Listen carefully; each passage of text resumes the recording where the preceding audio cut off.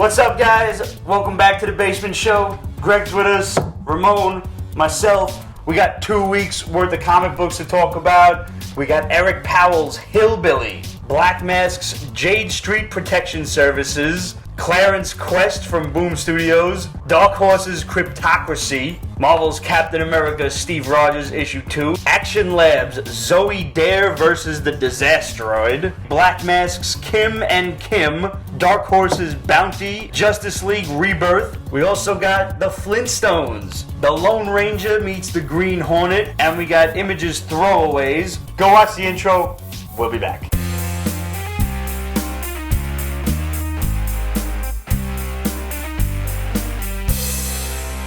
What's up, everybody? Welcome back. This is the first official.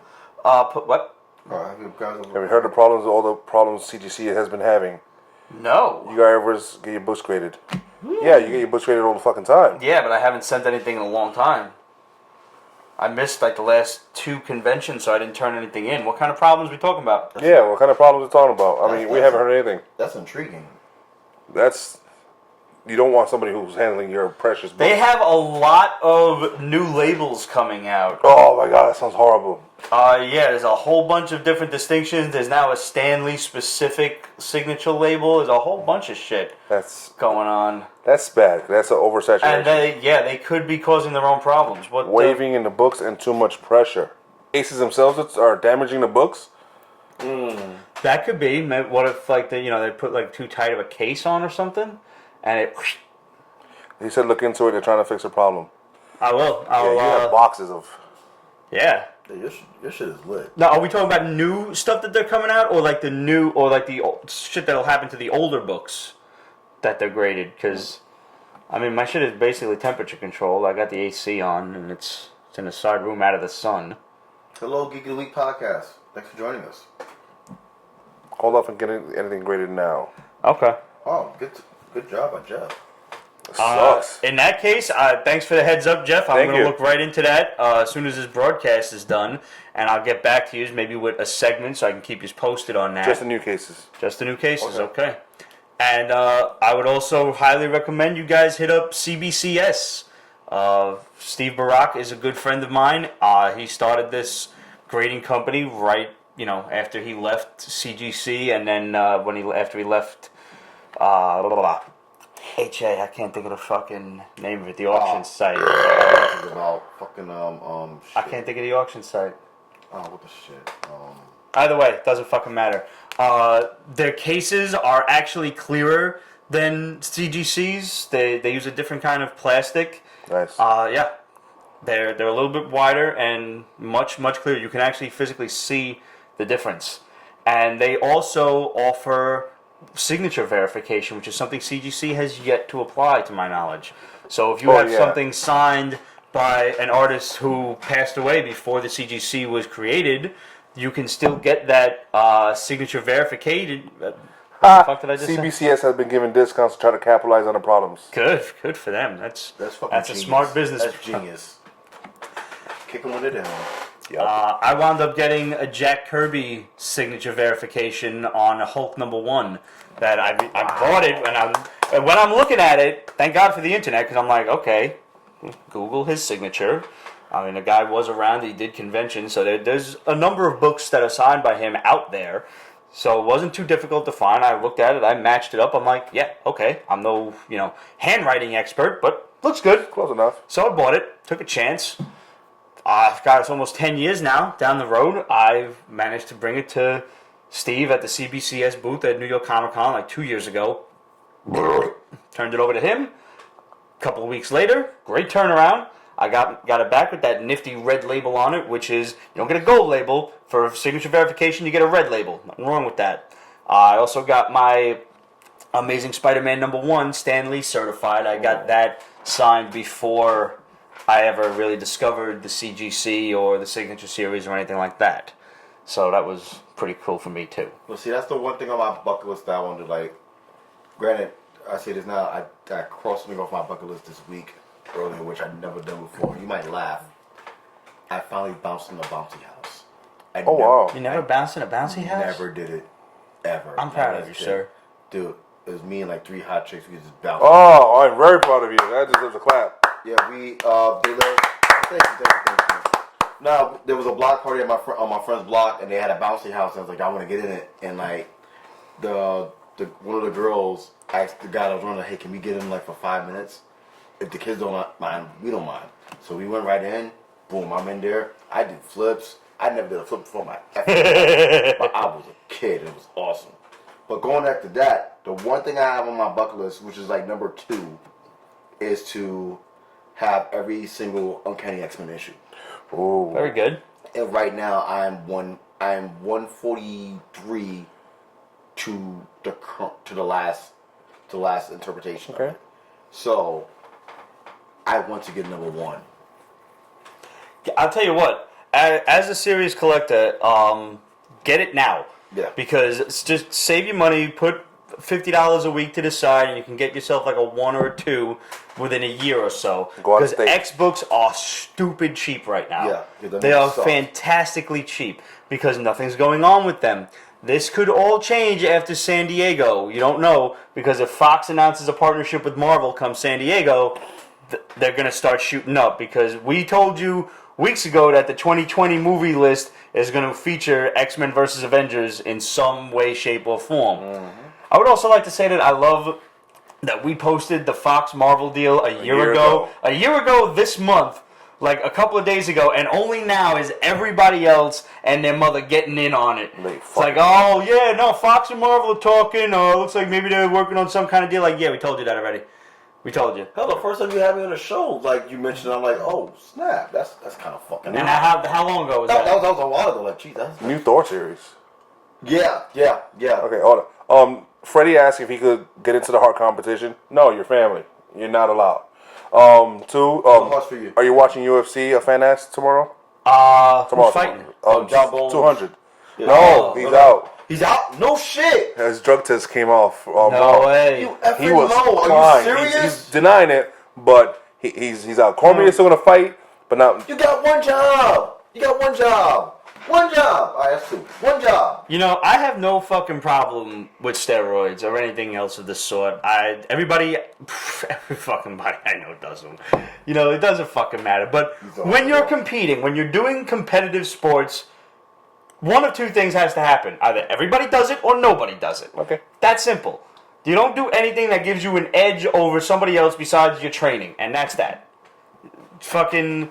You want to fucking do steroids and get bigger? Be my fucking guest. So now I'm not going to do it because I had enough problems with acne when I was a kid. And plus they're too goddamn expensive. Yeah. They're so expensive. Like the good shit is like $2,500 a cycle. Oh. Yeah. And you also got to do more than one cycle too. Yeah, you got to cycle for like 6 You're months. gonna lose your nuts. Yeah. I'm really worried about having kids as long as my dick actually works. I don't care if I'm No, firing blanks. not the actual stuff inside. No, your nuts. Yeah, no, I'll fire blanks. I don't care. Ain't no wrong blanks. I don't want kids either. Hey, I'm sorry, man. I showed a receipt. Showed a receipt. These were my balls. They're beautiful. That was it. Okay. Was there something else that we were talking about? Oh yeah, no. For the fucking Fox Marvel deal, we had this shit a year ago, and people were like, "Oh, it's for the fucking spreading rumors for starting rumors," and they called us liars. Yeah, I am many things in my life. Not a liar. I am not a liar because why? I don't like you enough to lie to you. I'm too lazy to lie. Because I'm a very good liar. That's why I stopped. Because I have to remember. I have to remember to lie every time I see you, and I'm like, no. And it's fucked up that way. So don't ever ask me if you think your baby's cute, because you might get the truth. Nah. And I will tell you if you have an ugly baby. Hey, That's you know harsh. What they say, this between being honest and telling the truth, right? You can always tell an honest lie. That's a good line. That's good. Oh man, but hopefully, originally we were told that Marvel was skipping San Diego Comic-Con, so was Fox. Now they're not. So it looks like the announcement may just come in a couple weeks. And if you are lucky enough to be out there in San Diego and you send us or you post a photo and tag us in on your own social media, some way, shape, or form, showing off your Pete's Basement fandom, whether it's, printing out a fucking poster sheet, or wearing a T-shirt, or making your own fucking little banner that we had our boy Clydo do last year, walking around with a damn T-shirt on a stick. If you somehow post a photo of Pete's basement at San Diego Comic-Con, we'll send you some free shit. Yeah. It's the least we could do. David Peralta was acting about the Luke Cage trailer. No, they're gonna debut at Comic-Con. I know for a fact because someone that I'm very dear with, they help work the score. Okay. They're debuting at. They're saving it for Comic-Con. I'm looking forward to the music in that. No, yeah, because freaking Ali Shahi Muhammad from Tribe Called Quest and Adrian Young did the entire score for the show. Right. What's this about, a Thor series? Oh, the Thor series. Thor is coming back as I think it's I forgot the name of it. I think it's like either the Unworthy. I think it's Thor the Unworthy. Oh wow. No Mjolnir. Yeah, because I mean that's still Jane Foster. Yeah, he has an axe. And God forbid they can tell us why he's fucking unworthy. Finally, it's been what 2 years now. But from my understanding, the title is going to be Thor the Unworthy. Okay. And I'm intrigued by that. Okay. Because that wording. We haven't seen Thor since actually you haven't seen any interpretation of Thor since Secret Wars when they had all those Thors. Right. You haven't seen them after that. Okay, right. That's what I thought. This is going to be very interesting to see. All right. Now, it's one of the few things with Secret Wars that actually makes sense. So while we're on the subject, let's talk Riri Williams as Iron Man, or as I like to refer to her, Iron Maiden. Because if she's not Iron Maiden, you've wasted your time. She mentioned that joke herself. Did she? Yeah. She appeared in issue 7 of this series. Yeah, but she's been sporadically towards the back of the book, just here and there, a couple of shits. But this issue and the last issue is when she went full blown, her own version of the armor. It's really shitty looking. It's very she's a stoner in the dorm. It's a War Machine type of look to it. Okay. But it's kind of fell apart on her after she did a good deed.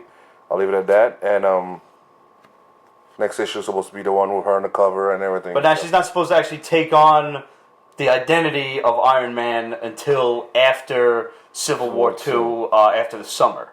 Yeah, that's fine. A lot of people are complaining about this in one aspect or another. You've got your certain amount of people who are like, you can't have a black woman do it, which is ridiculous. It doesn't fucking matter. Other people are like, you can't have a woman do it because it's the lesbian feminist agenda. I don't know about that That's either. a fucking reach. Like we said nothing about freaking when Pepper had her armor. Yeah, rescue. That is true. I think because she was rescue, and this is actually going to be Iron Man. And really, it's just Marvel fucking reaching out to like all possible fandoms and whatever, let them give it a shot. It's not like it's Tony Stark's not going to fucking come back at some point. I don't give a good goddamn. Plus the fact, if you've been reading Iron Man at this point, he's not even a fucking Stark. He's got a crippled brother who's really Stark, and he's never known for the past 50 years that Iron Man's been out. Like, I'm so fed up with the fucking concept of Iron Man that I'll take anything at this point. Thank you, Brian McCominus. What up, Tommy? Another great book. And if you want to, the one question that I feel like I have to turn over to you. Go for it. Because I don't really think I'm equipped to answer this, but one that I have seen trolling around all across the internet. She's got some serious hair. Yes. Like, how's she going to get that in the armor? So... 2 words. Headscarf.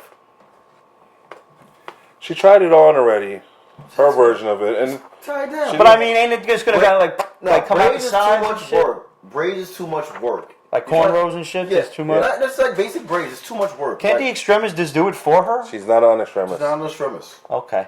But get like a little headscarf. Bomb. Can't Tony hook her up with some fucking like extremist That's what's machines? going to happen. She tried on her first one. That's too much work. She has a natural all-out type of poof thing going for her. Hard netted braids are. It's like they're take forever. Like there's some chicks that sit in a freaking chair for like 7 hours to get their hair braided like that. Yeah, geniuses don't have time to be fucking braiding their hair. No. Plus, you saving the world. You want to get your hair did? No, that'll just be wrong by all statutes of Marvel. She tried on her first suit. It just comes in and envelops it. Just squishes it down. When it fell off of her, Man, I'd hate to see the hat head after that. it's kind of just poofed up, and that's something they need to work on. Yeah. She needs hat hair. Yeah, but she used that Miss Jessie's curl thing. yeah, and Or heaven forbid, she could just get a haircut. Nah, chill. Yeah, no. I mean, no? No. Like Storm. No. Yeah. No. Either way, I'm all for I this. did not. I like the fact that she's a kid, that she's like a teenage genius. Yeah. I think that's better than just having like let's just like a random black girl just take over the role of Iron Man. She's a kid. That's the fun part for me. That's the intriguing part. Yeah. And now if you're gonna add her, first of all, there's nobody saying that there can't be multiple Iron Mans because there's fucking 2 Spider-Mans running around. So why the hell not? There's gonna be now 2 Thors running around, which we just talked about. Why the fuck can't there be 2 Iron Mans? So now, if you're gonna form like like a Young Avengers kind of thing with, let's say, Miles Morales, Kamala Khan, Nova, let's throw this girl in there. Funny you bring that up because see now, Marvel announced earlier this week that they're bringing back the champions. The Champions, yes. Yeah. I couldn't think of what book. I know I've seen the cover. Yeah. So the Champions has Miles on it, and it has also Miss Marvel, and Amadeus, totally awesome Hulk is on there. Awesome. And it's like I don't want to say it's a Benetton app for superheroes. That'd just be wrong, but that's kind of what it is right now. I just hope they back it up with a good story. Like, I'm all for Riri being Iron Man. Because number one, she's 15 and she's a genius. The only difference is that she just happens to be a black woman. Yeah, that's it. But her being a 15-year-old MIT genius, that had me intrigued. Yeah. So I'm hoping to God that this is the one of the stories that Bendis does not fuck up. Honestly, the interaction with the kids so far has been the only thing that I've liked about the current Avengers book, the all different Avengers. Fucking titles. I know. They need to do something about that. I'm tired of writing it all. Yeah. There's too many images. That's always been a problem. Like, Jessica Chobot brought up earlier this week on freaking It's like there's been a wave of new characters, of different characters in old roles, and she's like, listen, it's 2016. Get over it. I like when Sam took over being Cap. I was all for it. There was some something. That's right. We got 2 Captain Americas running around. There was some hateful shit going on when Cap took over the role. But then they read the story, and then they all backed up from it. I would like to say that I was never against that. I thought Sam has certainly earned his stripes, pun completely intended. Yeah. I actually like the Sam Wilson book. At this point, as of last month, a hell of a lot more than I was liking Steve Rogers' Captain America. But let's talk about that since it just came up. I read... What? We got a question? Yeah, thoughts on Marvel killing Rhodes like a Star Trek red shirt? He's an insane man. I mean, like, you know what? Rhodey being gone, he's been a long time character for a long time. Like, knowing Marvel, they'll bring him back. Yeah. I mean, he might stay dead for a couple of years at this point. I doubt it. I doubt he stays dead for longer than Wolverine, who apparently is still fucking dead. Other than Uncle Ben, which, you know what, not for nothing, I'm gonna put $10 on it right now. He comes back in the Dead No More shit. Oh no, he's coming. He's coming back. Go ahead, tell him the rest. No, I'm not going Tell him the rest. We got Spider-Man here. Don't do it to me. Name another character that's actually been dead and stayed dead in Marvel. Yeah, I don't think I got one anymore. DC is too easy. It's too easy for DC. Because they just bring someone back in 5 minutes. Yeah. Wolverine is still surprisingly dead. Yeah. I mean, I know we have Laurel running around as Wolverine, and we've got Old Man Logan, but I want my Wolverine back somehow. Same thing with Jean Grey. She's dead, but they brought the younger chick on. That shit's got to stop, though. I'm really, I'm not even reading X-Men. I'm tired of it. Once again, Bendis. That fucking teenage gay Iceman, whereas adult Iceman is a fucking womanizing whore. Yeah. That's what that shit don't make sense. That I'm sorry. That's something I can't wrap my head around. I was against the teenage X-Men coming here in the first place. You want to keep me here for a 5-issue story? Fine. Good job. You can't keep them here. Good one. That's good. Good job. Captain Marvel. Stay dead. That's right. That's right, because if there's one thing you can't cure in the Marvel Universe, it's fucking cancer. And the Captain Marvel series that happened during freaking Secret Invasion, that was a scroll. That wasn't actually Captain Marvel.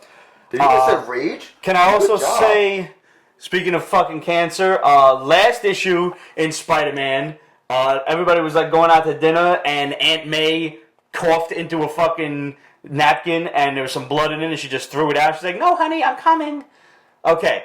If you, in this fucking day and age, if you cough blood into a napkin, how are you not gonna fucking tell everybody, oh shit, I just coughed up blood into a napkin, I gotta go to the fucking hospital, I might have cancer. I don't fucking know. Take one for the team, she don't want to spoil dinner. But now, She's at the 95. fucking, yeah, get the fuck. She's 95. Fucking Dan Slott should get fucking. She should have been dead a long time ago. No, she don't enough for nothing. Fuck off. No, she needs to die. No, you know what? And now fucking Jameson's dad, who she's married to, just coughed up blood. So let's just have fucking cancer together. Yay! No, that's the couple that has cancer together dies together. Way to fucking go, Dan Slott. Eat a fucking dick. Eat a fucking syphilis dick. I hope you get mouth fucking syphilis. God, you fucking suck. You had a good run, and now you fucking suck. He had a great fucking run. And like to go back to what he said, Aunt May should have died during a freaking 1-5 day. There are clones right now, somebody just said. The clones are coming. But it's not just clones. No, the Jackal is bringing people back from the dead. He's going to bring Gwen Stacy back, and he's going to bring fucking Uncle Ben back. He's going to bring everybody back. He's going to bring Jean DeWolf back. Why the fuck not? Maybe she's still dead. Jean DeWolf is still dead. Maybe these are clones, and that's why they're coughing up blood. They're failed clones. Wow, that was hilarious. Wow, you just stopped me in my tracks. So you know what's hilarious when someone checks something on the Periscope feed and they ask if it was offensive to you or not. That's how real that was fucking hilarious. What did I say? Something that offended people? No. What did they say? Said, I hope he chokes on pubic hairs. Oh no, that's it. It's really hard to offend us. Like, there may be somebody out there that gets offended, but honestly, if they're watching this show, I'll bet odds against that they're not offended. No. Periscope asked if it was offensive to us, like reviewing. Oh, really? Yeah, I never seen that before. No, that must be new. That's new shit. Oh, clearly they're not watching this show. Somebody's expecting Roger to insert technical difficulties. Roger's not here, man. We're on our own. Yeah. Roger's on motherfucking We're going vacay. rogue. We're going rogue. Yeah, now as far as I'm concerned, Dan Slott has reached so the Norman Osborn fucked Gwen Stacy portion of his storytelling, and it's time to get him off the fucking book before he irreparably damages it. Oh my god, that's so horrible. You loved it. No, I did No, not. I did not. No, I did not. No, I didn't. I want to get back to Captain America. Fucking Marvel wasted no time in clearing that shit up. Because they knew shit was about to get real. They knew shit was about to get real. There was patriots with American flags ready to spear the head offices of Marvel. Like, they can't give a fucking Nazi a statue in Brooklyn. Exactly. They can't. Oh god. So, I don't know when they planned on clearing it up, but they moved it up to issue 2, and it's basically just the Red Skull controlling the little girl Cosmic Cube. Comic. Yeah. Something like that. I call her Cubic. Yeah, I call it Cubic too. Fuck yeah. Huh? Just letting you know. You're putting the emphasis on the wrong syllable, mate. No, but we had this discussion earlier. If they were erect a statue in like Lower East Side, we'll probably have like a green juice, like a kale juice. He's got a little kale juice. Some yoga pants, like probably like a skateboard. Needs the skateboard. Skateboard and like a little scarf saying, I break for air or some shit like that. Probably attach a beard to him. Oh. Listen, I know that Cap was originally created to be from the Lower East Side, so I might have a biased opinion on this. Age dares you to scream "Hail Hydra!" The statue ceremony. No, I'm not gonna do that shit. No, some jerk wad. Some asshole's gonna do it. Yeah, it's gonna do it. Yeah. Who read only the fucking first issue, heard the news report, and didn't look any further into it. The statue is going to debut in San Diego Comic-Con. I cannot wait to see pictures. Hopefully I can get my hands on one of them nifty 13-inch bronze bastards. And then August 10th is the induction ceremony in Prospect Park.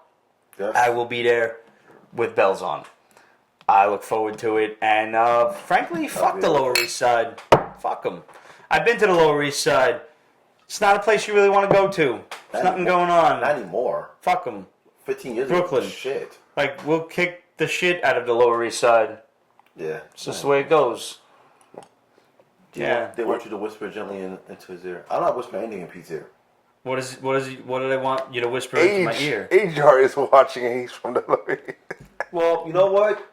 I give you props because I used to get hammered in the LES, at that Corona Milk Bar. Motherfucker, I thought you were from Queens. No. Were you always from the Lower East Side? Or are you sure you didn't just move there?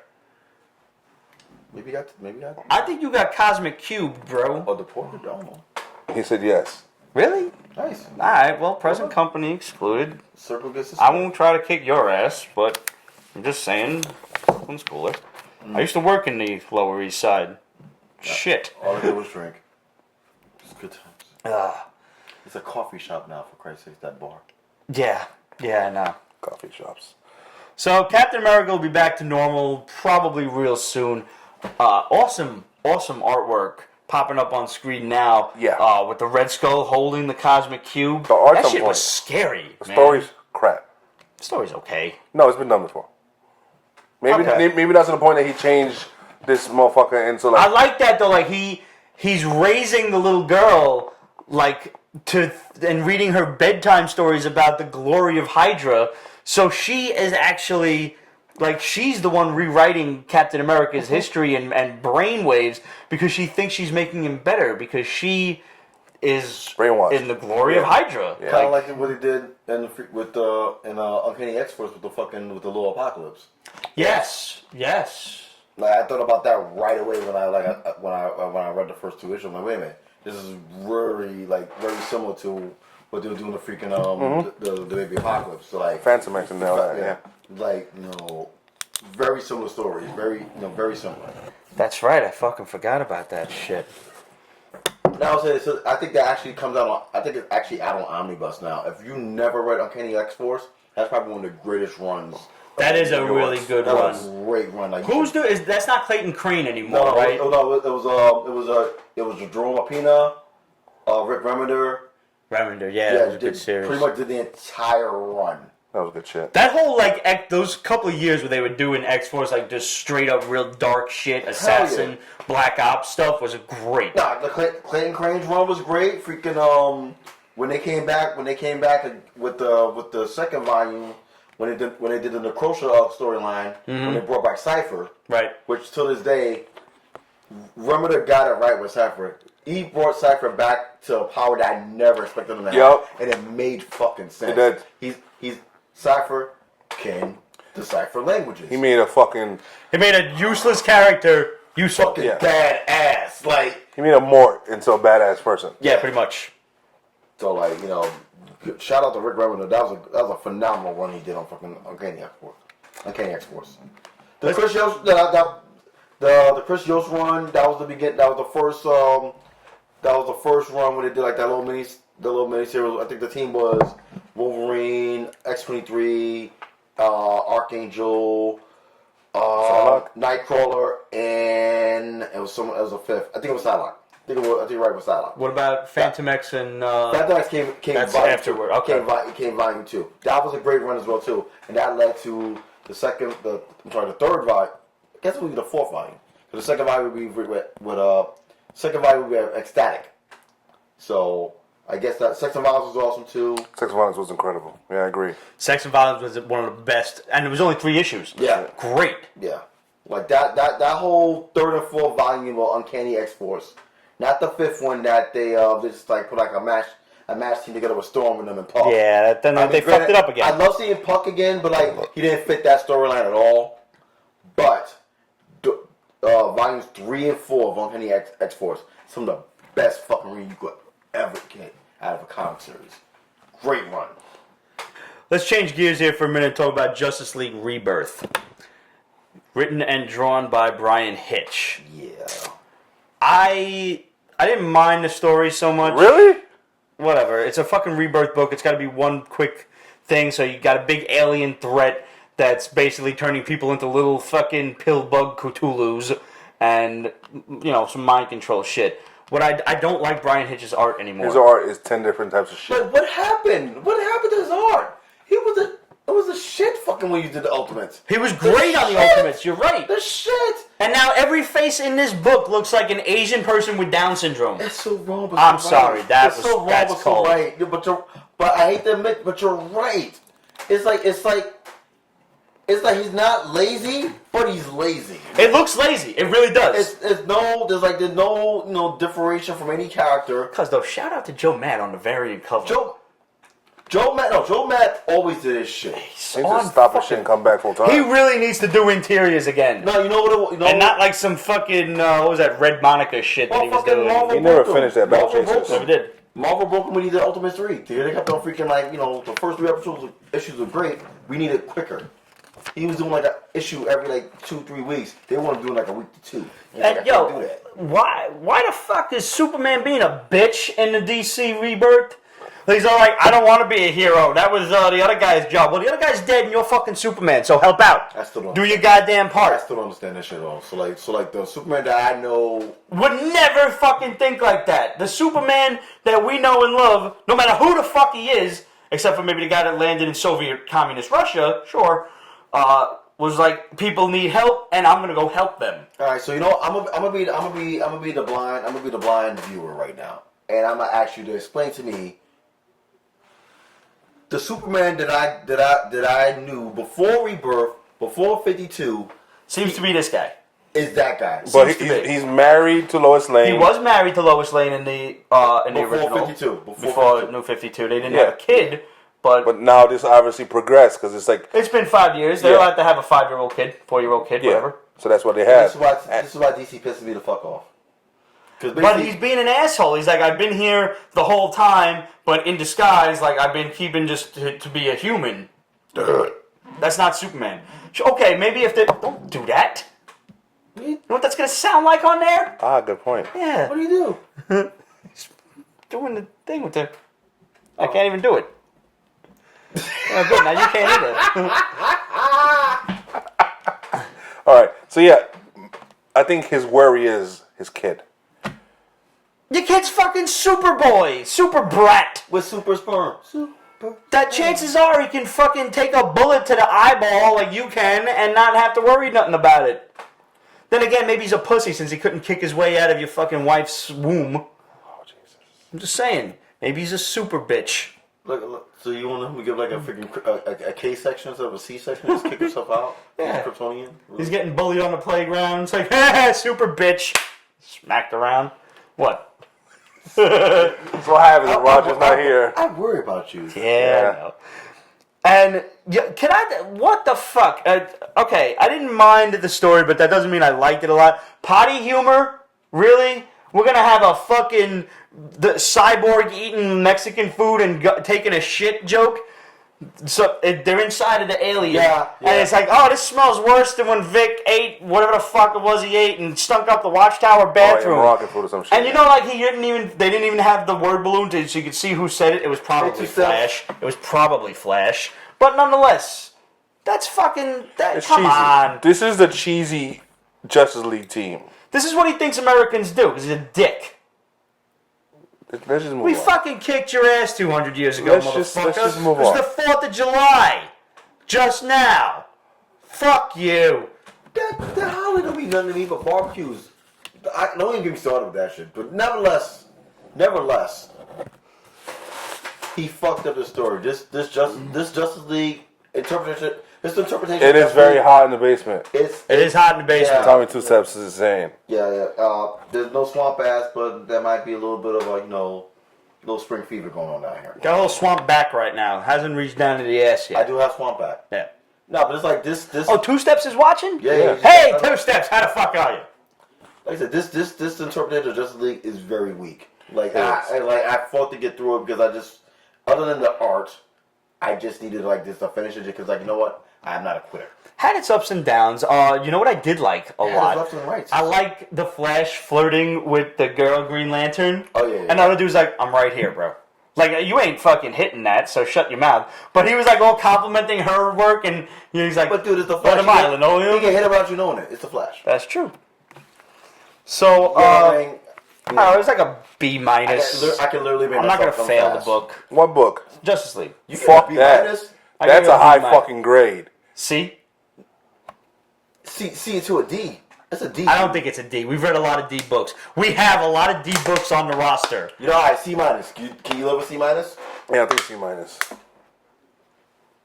I'll give it a solid C because you have no idea how disappointed I was in the rest of what I read this week.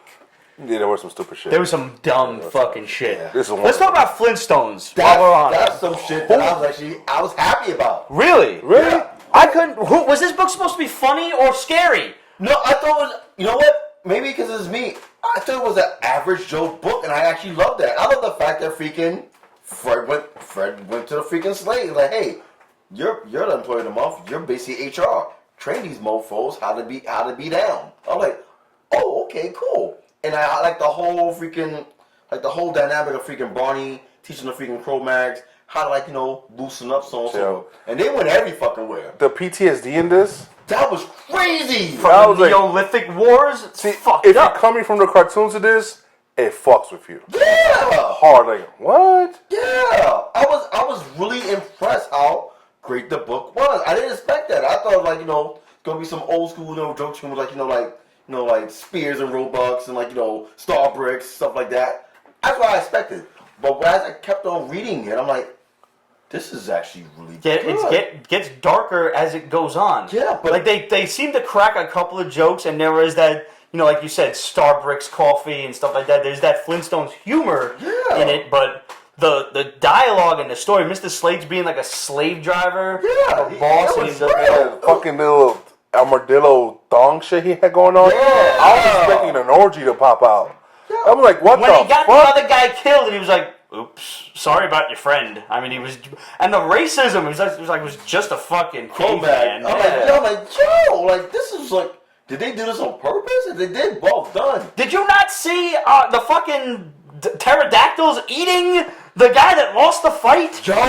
What the fuck? Like, I'm looking at that, like you try to hide that shit in the background, like there's some pteranodons just chowing down on this motherfucker. No, there's a lot of fucking shit in that background. It's just like, what the fuck are they doing? And don't even get me started with the freaking first scenes we seen of Wilma when she's like doing the painting, and like I think it's the mammoth, and I think it's like a pterodactyl is talking shit while she's on the phone. And I'm like, yo, like they did this on purpose. I'm like, that's what's up. Like, that was a great one. That was a great one. It was like 3 octaves. It was pretty funny though. It was like, you guys are gonna experience something amazing. I call it ice cream. And it's like, tells the turtle, like, bring it over here. It fucking melted. Bring it back. There was some cuteness. So it was just. That's why I didn't know like if it wanted to be funny. It took me off guard. Yeah.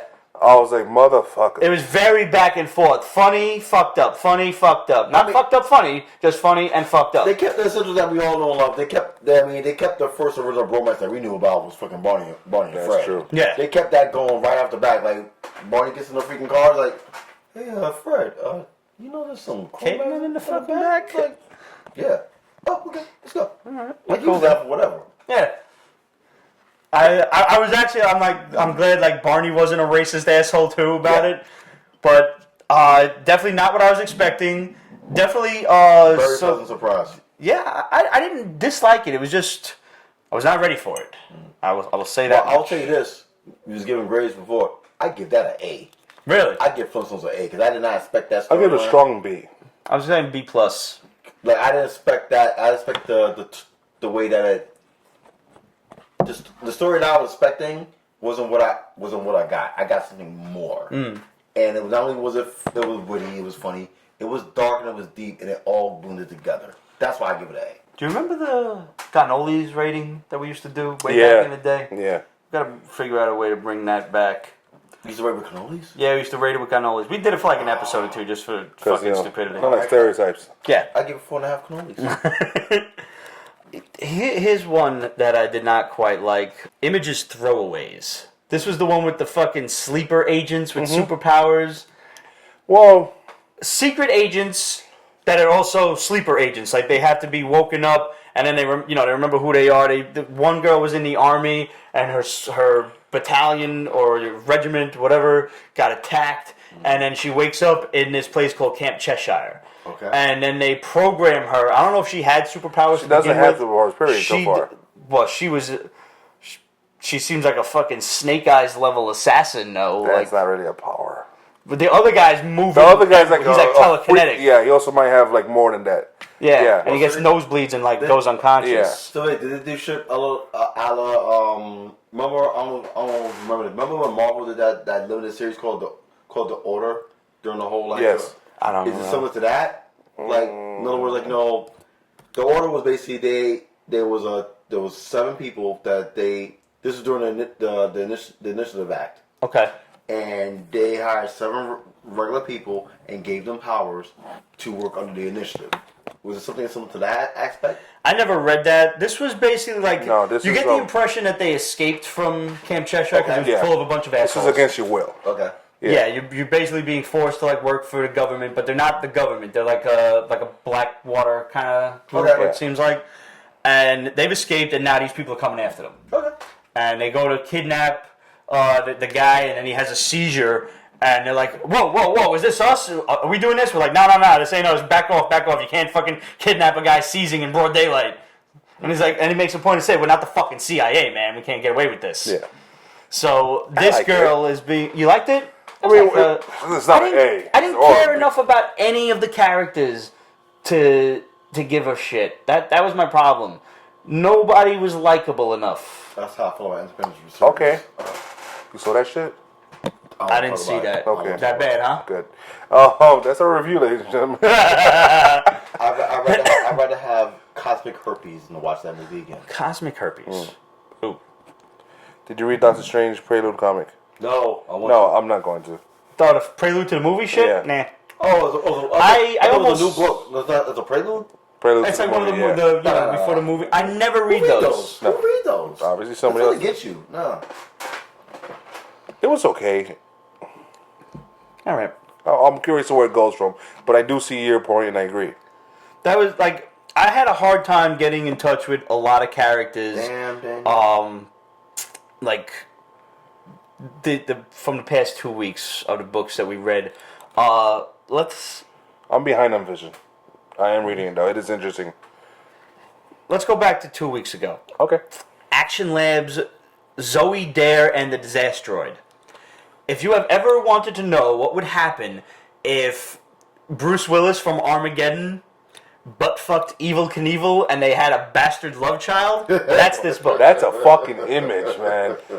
Oh. Because there's an asteroid coming to Earth, and the government decides that the best person equipped to fight this asteroid to go up in a space shuttle, land on the asteroid, and destroy the asteroid. They're not going to destroy the asteroid because it's too close to Earth already, and they're worried about the fragments falling to Earth. Yeah. Like that happened in Deep Impact. Remember that? Yeah. The Poor Man's Armageddon with Elijah Wood. Yeah. It did have fucking great Morgan Freeman, though. And Lily Sobieski. Where is she? No idea. Not naked, though. Like, she was playing Jane Hot. She was really playing Jane Hot. Like, she had the cheeks and everything. Like, where is peeled. She? Darth Meyer says peeled. What the fuck does that mean, Darth? Oh, Lily. Oh. Yeah, Lily, there you go.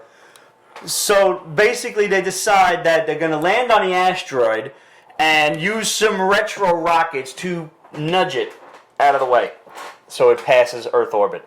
They decide that they need stuntmen. This woman rides motorcycles and does jumps. But she also has some kind of zero gravity training. Who gives a fuck? You can get zero gravity training at space camp at the age of 6. That's true. Do you have it? No, I wanted to go to space camp. I couldn't. I wanted to go to fucking space camp. Well, technically, you know, you was in a bouncy house, so that's kind of like, you know, defying gravity. Like that. True. By the way, guys, I know it looks like I'm defying the age-old proverb of beer before liquor, never sicker, but I actually had a shot or two before we started the show, so liquor before beer and you're in the clear. Yeah, pretty much, yeah. I wanted to go to space camp. Mary's Minute says it's not everything it's cut out to be. Oh, please go on, Mary. I need to know. What's that? What's not cut out to be? I'm assuming zero gravity training. Please tell me more. Tell me the lies. Who went to zero gravity? Mary's Minute. Yeah, Mary's Minute. Very cool. Hello, buddy. We meet so many cool people with Periscope. Yeah. And just like doing the show and stuff. That's awesome. Well, when your boy was on there a couple of weeks ago, when you was talking about the freaking rockets and shit, I was like this. Oh, he's a goddamn rocket scientist. Like literally. Like legit. Like I was like in dreamland. Like, I was like, We're getting trolled on fucking Pride. Like, shut the fuck up. You friends with him on Facebook? No, I'm not. You gotta send him one, man, because Yeah. he posts the awesomest space shit. Oh shit! I will do it tonight. Like, He's got pictures of like the space probe passing Jupiter and everything. Ah, it's awesome. Let's talk about why Ramon hated me.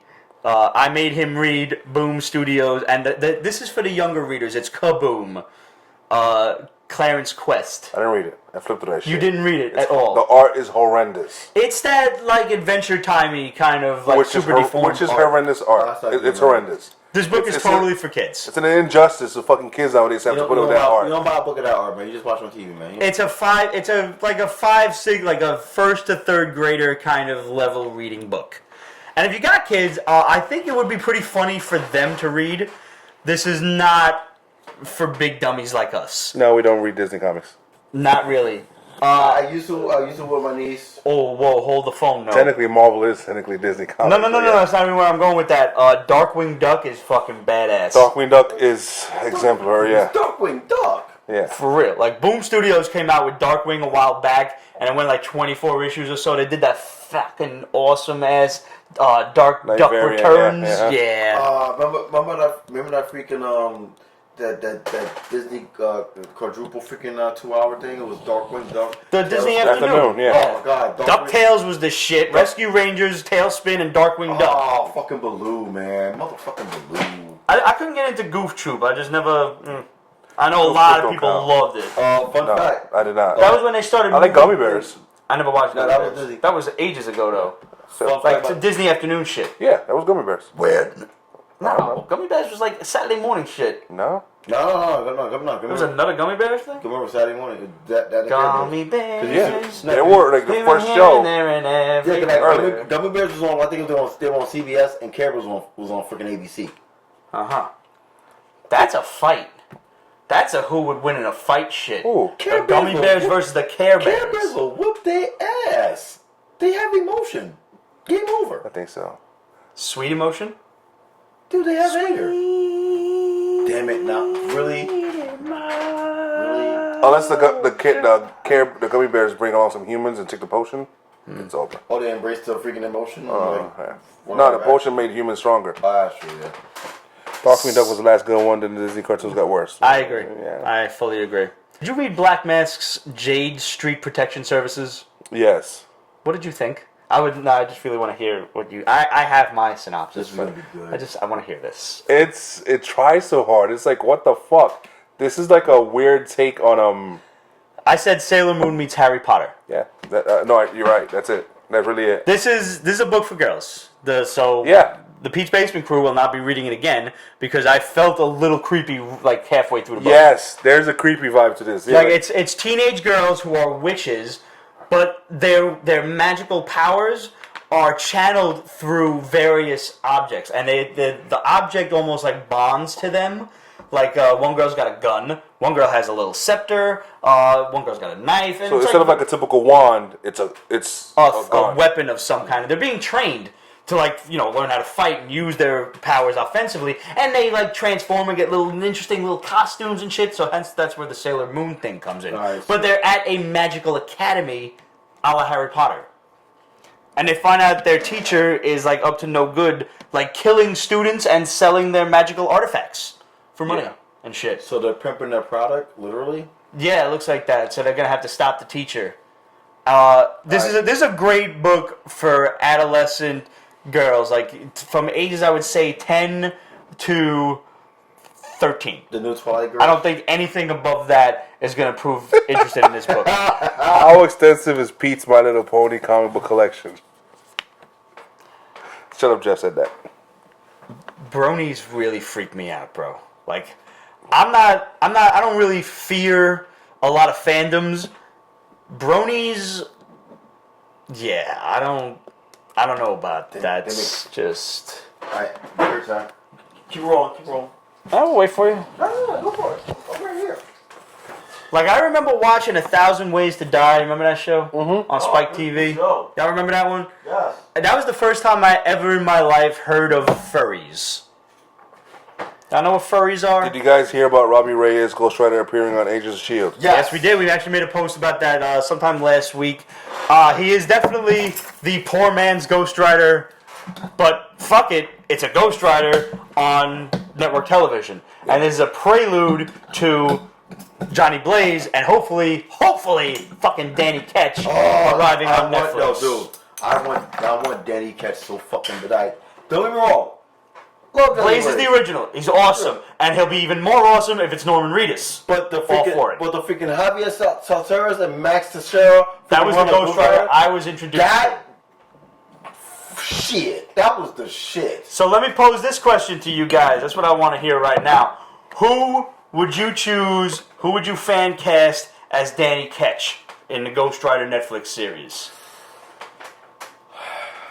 Because I'm sure they got to introduce Danny Ketch at the very least at the end of the first season / beginning of the second season. They are not making a Danny Ketch Netflix series. No, I know they're not. Somebody said there is. I'm telling them.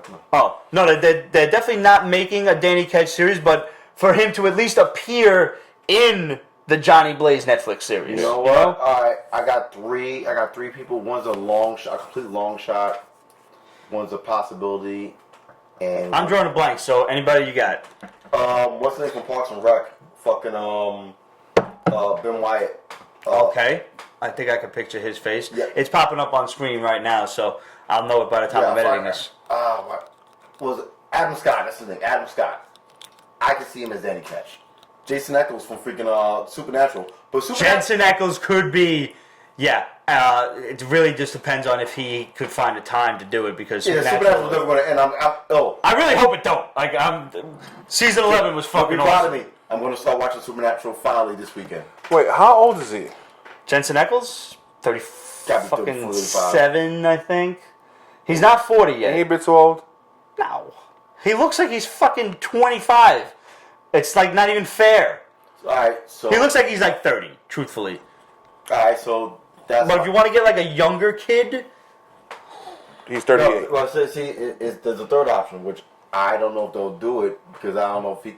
I think he could pull it off, but I think I might get flack for this. No God. I would have seen Dave Franco be freaking Danny Ketch. that's James' younger brother. Yeah, I can't picture him, he's but young enough. He's young enough. I like James Franco. So if he's even half the actor that his brother is, Yeah, I think Dave could pull it off. Okay. He could pull it off. cool. I'm all for it. And like he's still in his 20s. No. See, the shit of it is like you need a fresh-faced kid, and he's already been cast in DC's shit. But I think Robbie Amell has like the look for Danny Ketch. That too. Oh, you know what else I thought about too? Just popped in my head. Granted, I know it won't happen. I think he's too tall for it. But freaking my man from freaking Teen Wolf, Tyler Posey, can do it. All right. So let's talk one of two books of the week. Mm-hmm. Okay. Eric Powell's Hillbilly. That's some So good. Albatross Comics. I don't know if this is his creator-owned shit, if it's an offshoot of Dark Horse, I don't know. But everybody needs to get this. Yeah, I agree. Eric Powell's Hillbilly, guys. There's this crazy wanderer that walks around with the Devil's Meat Cleaver. Yes. It's literally the Devil's Meat Cleaver. A witch stole it from Satan's kitchen. Yes. He got a hold of it and killed the witch. And now he walks around killing witches. Because his whole origin is in this story. It's awesome. So good. So good. We reviewed for you the preview that came out a couple months ago. Yeah. And I'm happy to report that the preview is an entirely separate story than this. Get it. Comixology. Look, it's worth it. Everything about this book. Eric Powell is dark, man. Dark as fuck. Yeah. Oh, and his good buddy is the giant grizzly bear. The giant saber-toothed fucking grizzly bear.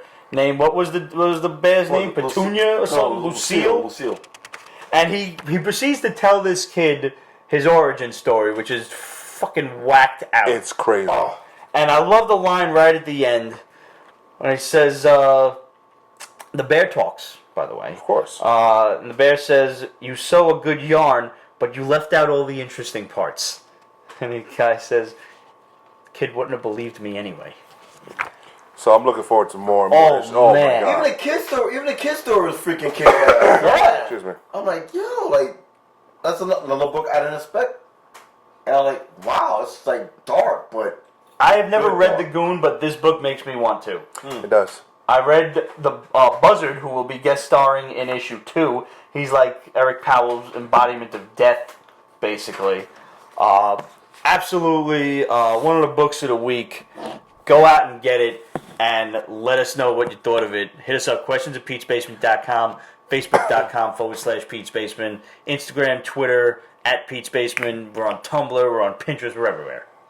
And of course, as you know, guys, which I said earlier, but also tag us in the photos on Instagram and Twitter, or mail it to us so we can post it onto our own social media. Any representation of Pete's Basement at San Diego Comic-Con earns you some free shit. Free comics, probably a graphic novel of some kind, because you're working extra hard there, so we're going to work extra hard on sending you something cool. Ramon might twerk for you. You know what I'll do? I'll tell you what I'm going to do. I'm going to send you guys one of the PB Top Picks books. Ooh, I'll be rocking my PB shirt at the Rhode Island Comic Yeah, way to go, Con. Jason. Who that? Jason Hagopian. Yeah, there we go. Good job. Jason, did I already send you Thomas Alsop? I'm not sure. Because that's usually my first go-to.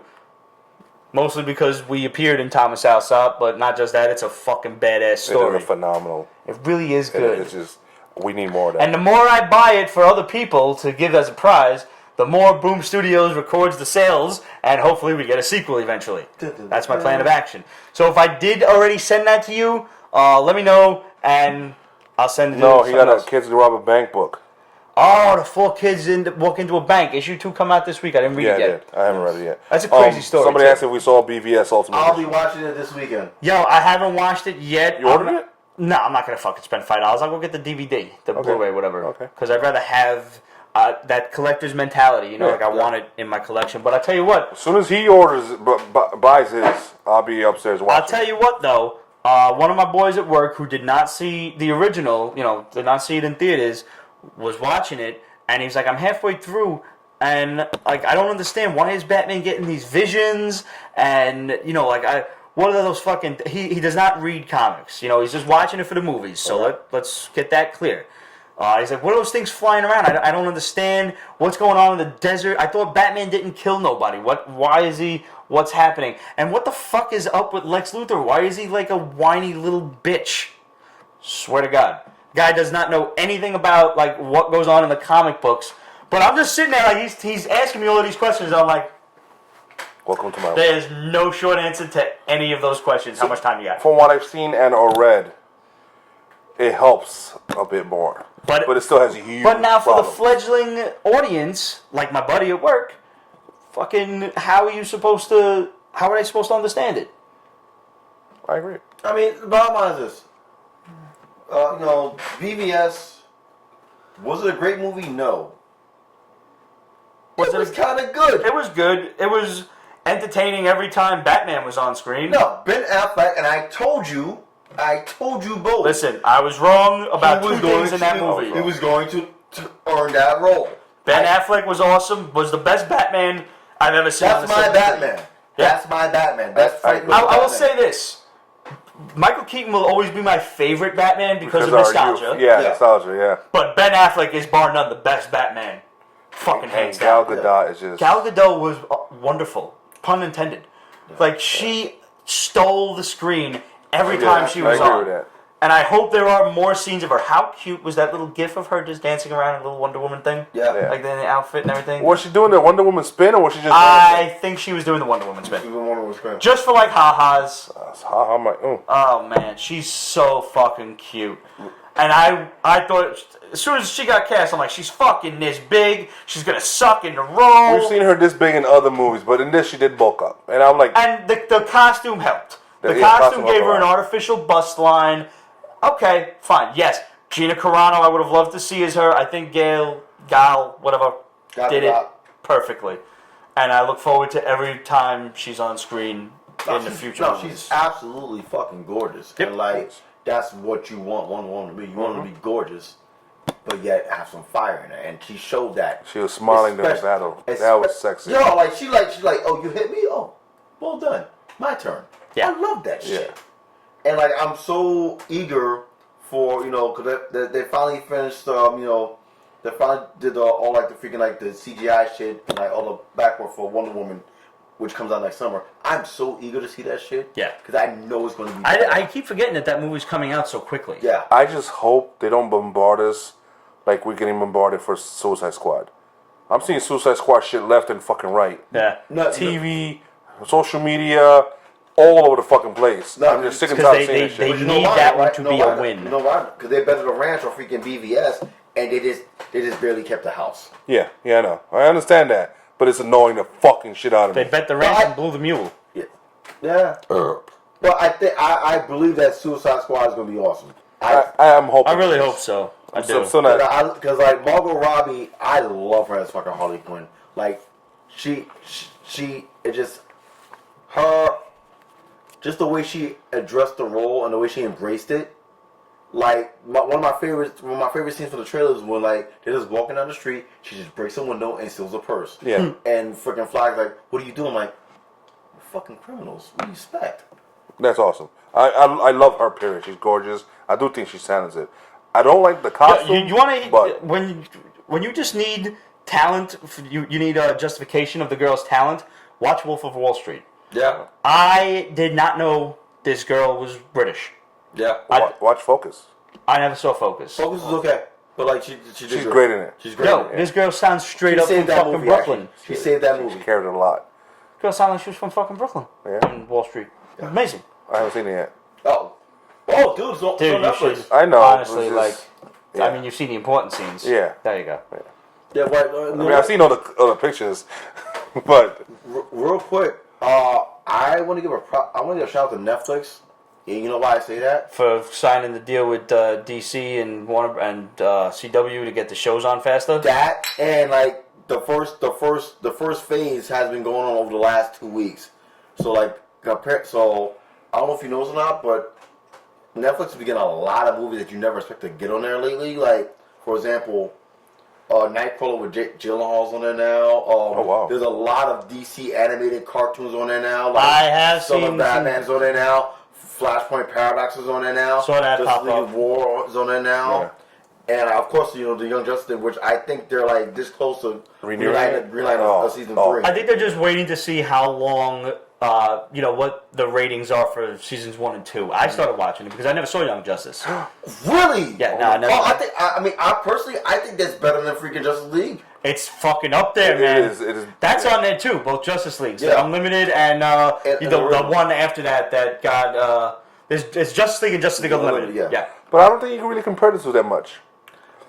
Young Justice and Justice League. Young Justice is one big story. Yeah. Well, Justice League Unlimited is Justice League and / Justice League Unlimited. It's a bunch of stories every once in a while with 3 or 4 parters. Yeah. Right. But yeah, overall, my preference is Young. Yeah. Yeah, because like I remember I used to like when Young Justice and when Carter and I did Young Justice and freaking Green Lantern animated series back to back. Yeah. I remember I used to be, I'm still great Twitter friends with Giancarlo Volpe. He was the executive producer of freaking Green Lantern, and I would always tweet with him when the show come on like your show is great. You between what you guys are doing and what freaking Young Justice is doing, it broke the mold. Mm-hmm. And like when Green Lantern got canceled, Young Justice still stayed on for like that last bit of the last season, and we were both talking to listen, like we shouldn't have got canceled, neither should Young Justice, but I think Young Justice will have life after us after it's gone. And sure enough, fast forward 3 years later, people just discovering Young Justice like yourself, right, and realizing how great the show is. Really is. How the freaking Easter eggs galore on the show alone. Yeah, it's awesome. Forget the first season. The second season, it was just like, when they expanded the team, it was like, holy shit. It's a phenomenal cartoon and like top 5 greatest cartoons I've ever seen. Now seems to be a good time to tell you, since we got Periscope back up and running, that the winner of the Heart Contest this week will get a autographed Aquaman #1 signed by Brad Walker with its official Midtown Comics certificate of authenticity. Snazzy. And if you would like, you can send this book, which judging by its edging, should rank you a 9.8 or at the very least a 9.6. You could send this to CBCS and it would come back with a red label signature verification. You could also send it with the nifty certificate of authenticity. Come on, there goes the heart. So whoever wins the heart contest gets this one. Last week, though I haven't gotten it out in the mail yet, Mary Biddy, I believe, won the brownies from 8-Bit Bake Shop. So you guys got to go check out 8-Bit Bake Shop. Make sure you order any one of the Pete boxes, level 1, level 2, and level 3. Level 1 is the cock thistle word balloon and all the rupees and cherries, delicious sugar cookies.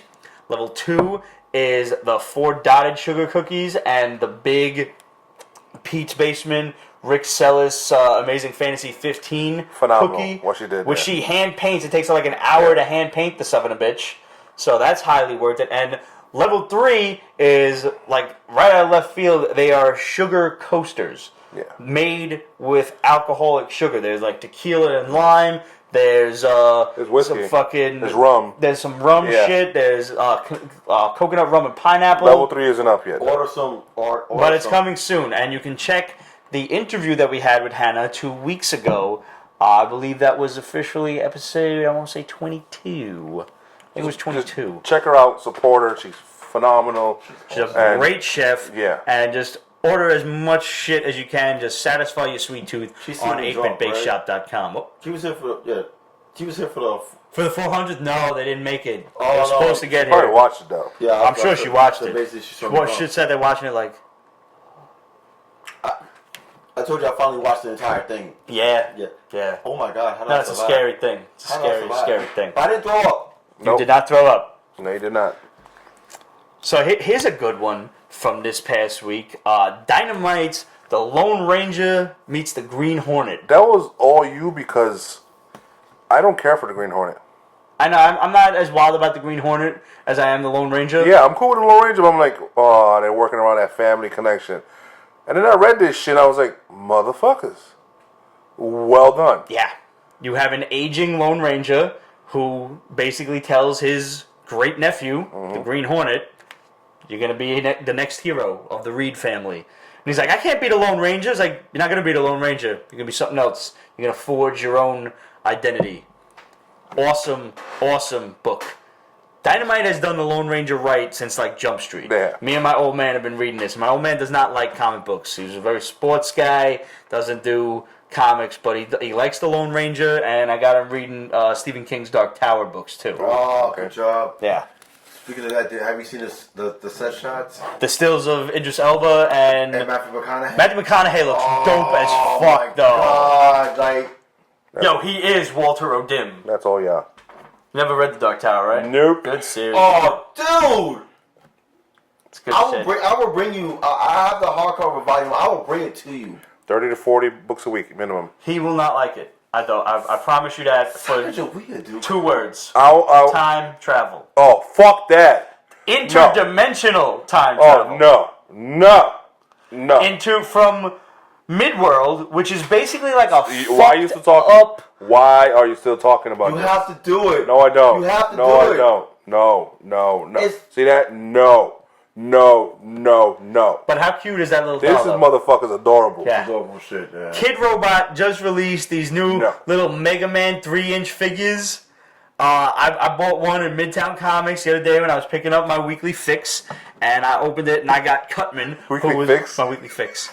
So Cutman was one of my favorite bosses from Mega Man 1. Nice. And I always remember back to the Captain N episode when they actually fought the robot masters, and he was like, Cutman's the name, cutting's my game, and I don't mean hair.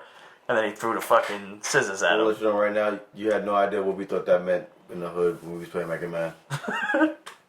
we thought the end meant stuff for something else. It's like, nice, he's a villain. Like, we made it. Growing up now, I know that wasn't the case, but neither here nor there. So after I got Cutman, I went on eBay and I bought all the other Robot Masters Nice. and Mega Man. Don't they And come in like blind boxes though?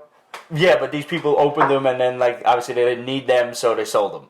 And I got them for less than like the cover price on the box, with the exception of 2, which were the more rarer figures. I got the Yellow Devil and Gutsman. It was tough to find.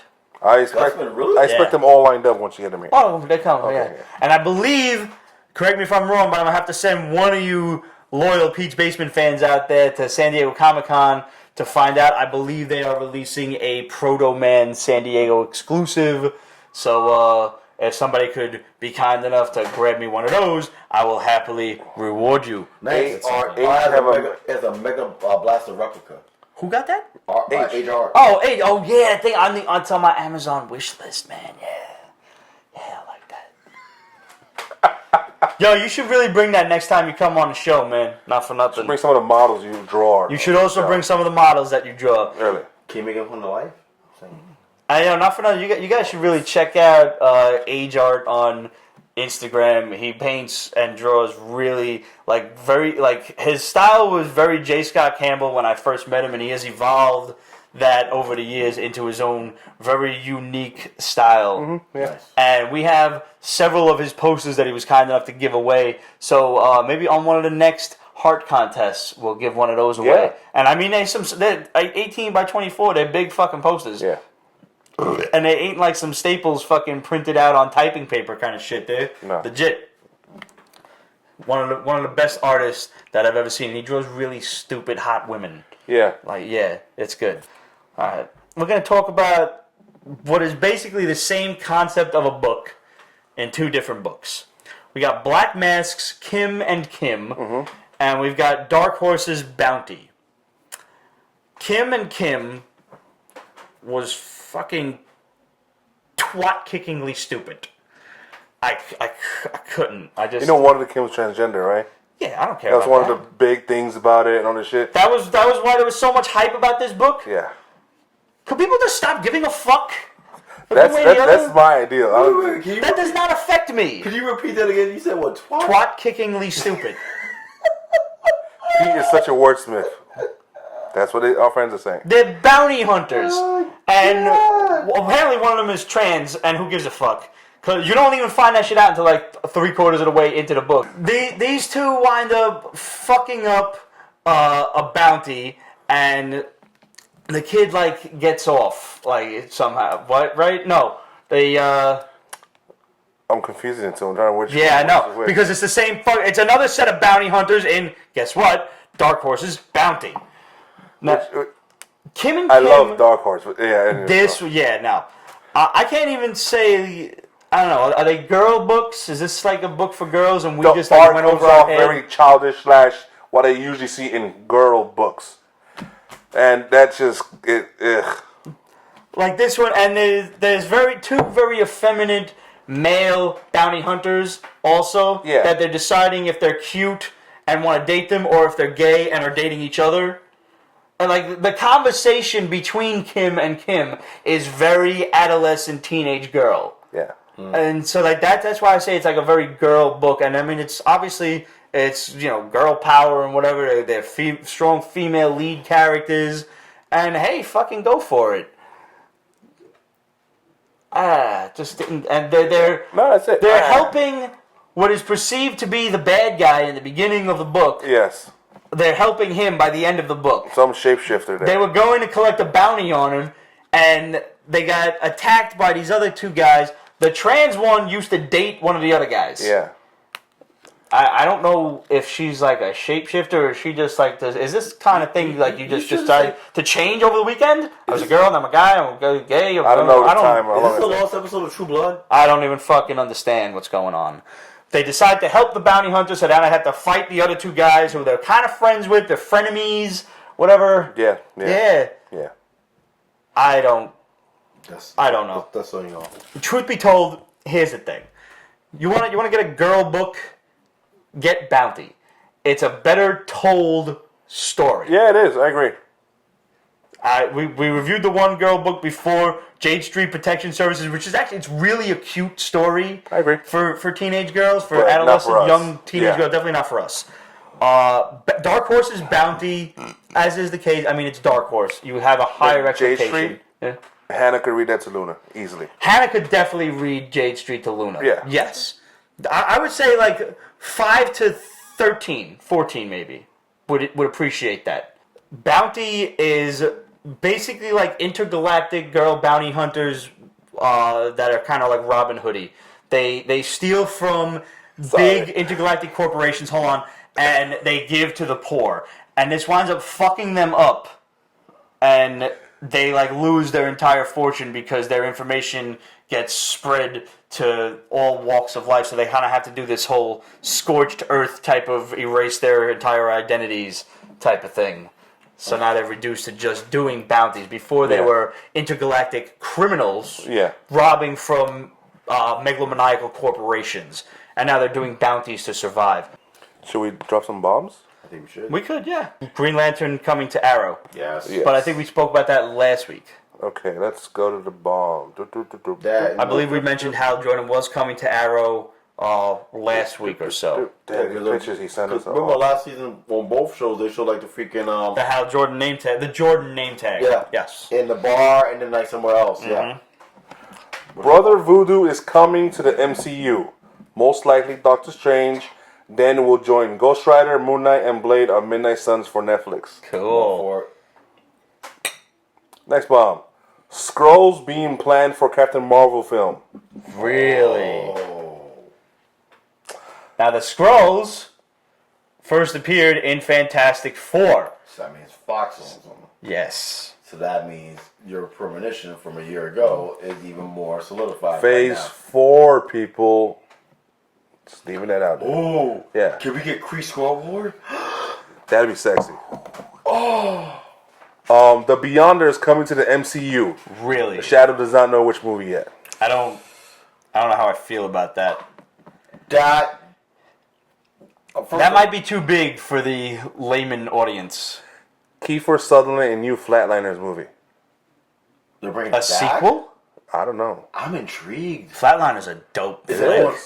Wait. So like, will all be back? Because only one person died in that, right? Kiefer Sutherland died. Two. The first dude and him.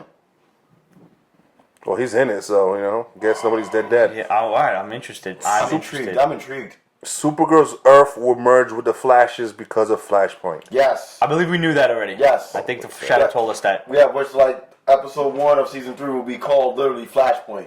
Mm-hmm. Flatliners is a reboot. All right, I'm not sure how I feel about that. I don't know how I feel about that. Don't fuck with what works. Oh wait, did you hear about Kevin Smith? He's directing 2 episodes of I Flash. fucking hate Kevin Smith. Okay. Dude, no. I liked his episode of Flash, though. That's one of the best episodes of Flash all year. And we got Jason Mewes. Now can we get him in front of the camera and get Jane, Silent Bob, please? No. That's all I want. Yeah, I want the permanent jumpsuit, too. So you're going to bring me on to bring him right. No. We have a question about... We got a question about a bomb of the Shadows from 2 weeks ago. Yes. We told you guys that Judge Dredd 2 will be coming with Carl Urban attached. Dredd 2. Our boy Barack Goldman, one of our original fans. Yeah, way back. Our boy's been watching us for quite some time now, and we're happy to hear from you again, sir. I said, do you think Judge Death and the Dark Judges will appear in Dredd 2? It makes sense. Now, we haven't heard anything. This isn't official shit. Yeah, we're just speculating here. If you want it to be successful and compete against other comic book movies, I think you need to step it up a little bit and introduce a villain of some kind. don't be wrong. The last one was good, and I think everybody should see this shit. Great. Oh, everyone slept on fucking It did. reboot. It is fucking sad. Completely It's slept on so reboot. sad. Oh. And everybody had to be like, I had that conversation with so many people. Like, yo, did you see Dredd? Nah, man, that shit was stupid. With the fucking Sylvester Stallone show, like, no. The new one is way better. Like, are you sure? The one with Cersei Lannister as a drug kingpin. Yeah. Like, seriously, like, that was awesome. That was fucking good. Ooh. What we got? Up characters. Do characters like Superman and Hulk suffer from having no major vulnerabilities? Oh, what fucking timing? Who asked that? Jenkins? What a fucking great question. No, I don't think Superman has plenty of vulnerabilities. Kryptonite, magic, you can kick Superman's ass pretty easily. Yeah. Which is why I still defend the point that in a knockdown, drag-out, punch-for-punch fight, Hulk will beat Superman. Oh, hands down. Because... Anger gives him power. Madder Hulk gets, stronger Hulk gets. Okay. You hit him, he gets angry. You hit him more, he gets more angry. And he's just eventually going to overpower you and tire you out.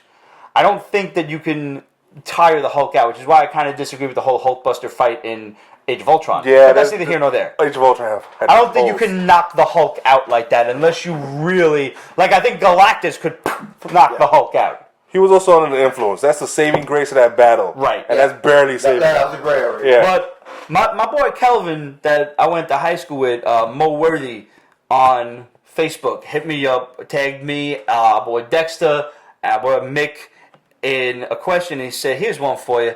If Bruce Banner's in The Walking Dead and falls to the ground, he gets attacked by one of those lovely walkers, what happens then? Do we have the Incredible Walker Hulk?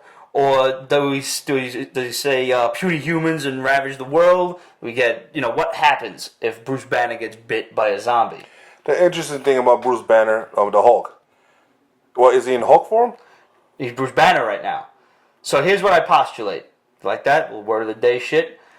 If he sees the zombie coming, if Bruce Banner gets knocked to the ground fighting off a walker, he's the fucking Hulk. Yeah. And at that point, the zombie can't bite the Hulk. Yeah. Because he's not going to penetrate the skin. I don't care. I think even if by some chance he gets bit, I think that the blood within him will eradicate the virus. See, now I said that, like, let's say a zombie sneaks up on him while he's sleeping or something, and he manages to get a bite on. Yeah. Now he's going to turn into the Hulk. Eventually. And I agree with you. And he'll heal himself. I agree. Yeah. But, did you ever read Hulk the End? Yeah. Yeah. How awesome fucking story, little quick one shot. The Hulk at that point was so old that if he were to revert back to Bruce Banner, he would have died. That's all. And I think that same shit would happen, that if he does at some point calm down and revert back to Banner, I think the zombie infection would then take over. But I don't think you're going to get a zombie Hulk. Well, I mean, you can bring that up to when World War Hulk happened, and he was on fucking Scar. He was so enraged that he never reverted back to Banner. Yeah. And when he finally reverted back to Banner, you saw how beat up he was. Mm-hmm. But that's a good point, because it was like an agreement between Hulk and Banner. Yeah. Like, on this planet, to survive, it has to be Hulk. Yep. Yeah. So, you're old. You're going to die. It's time for the Hulk. You need me. Yeah. A geriatric Banner is be like, you know what, I'm done, take over. Which, not for nothing, I mean, granted, I appreciate Amadeus being the Hulk. I want Banner back. But I'm back. not, I'm not in a rush for it. I'm enjoying where Awesome Hulk is going, and following the story of where the fuck is Bruce Banner. Especially with Frank Cho's fucking drawing it. Yeah. Yeah. And Amadeus is pretty funny. Yeah. No. Yeah.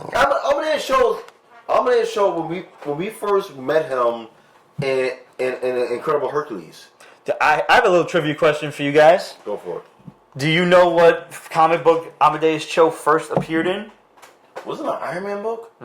Spider-Man? Close. Very close. Nope. I'm throwing that out. The title of the book is Amazing Fantasy 15. It is not.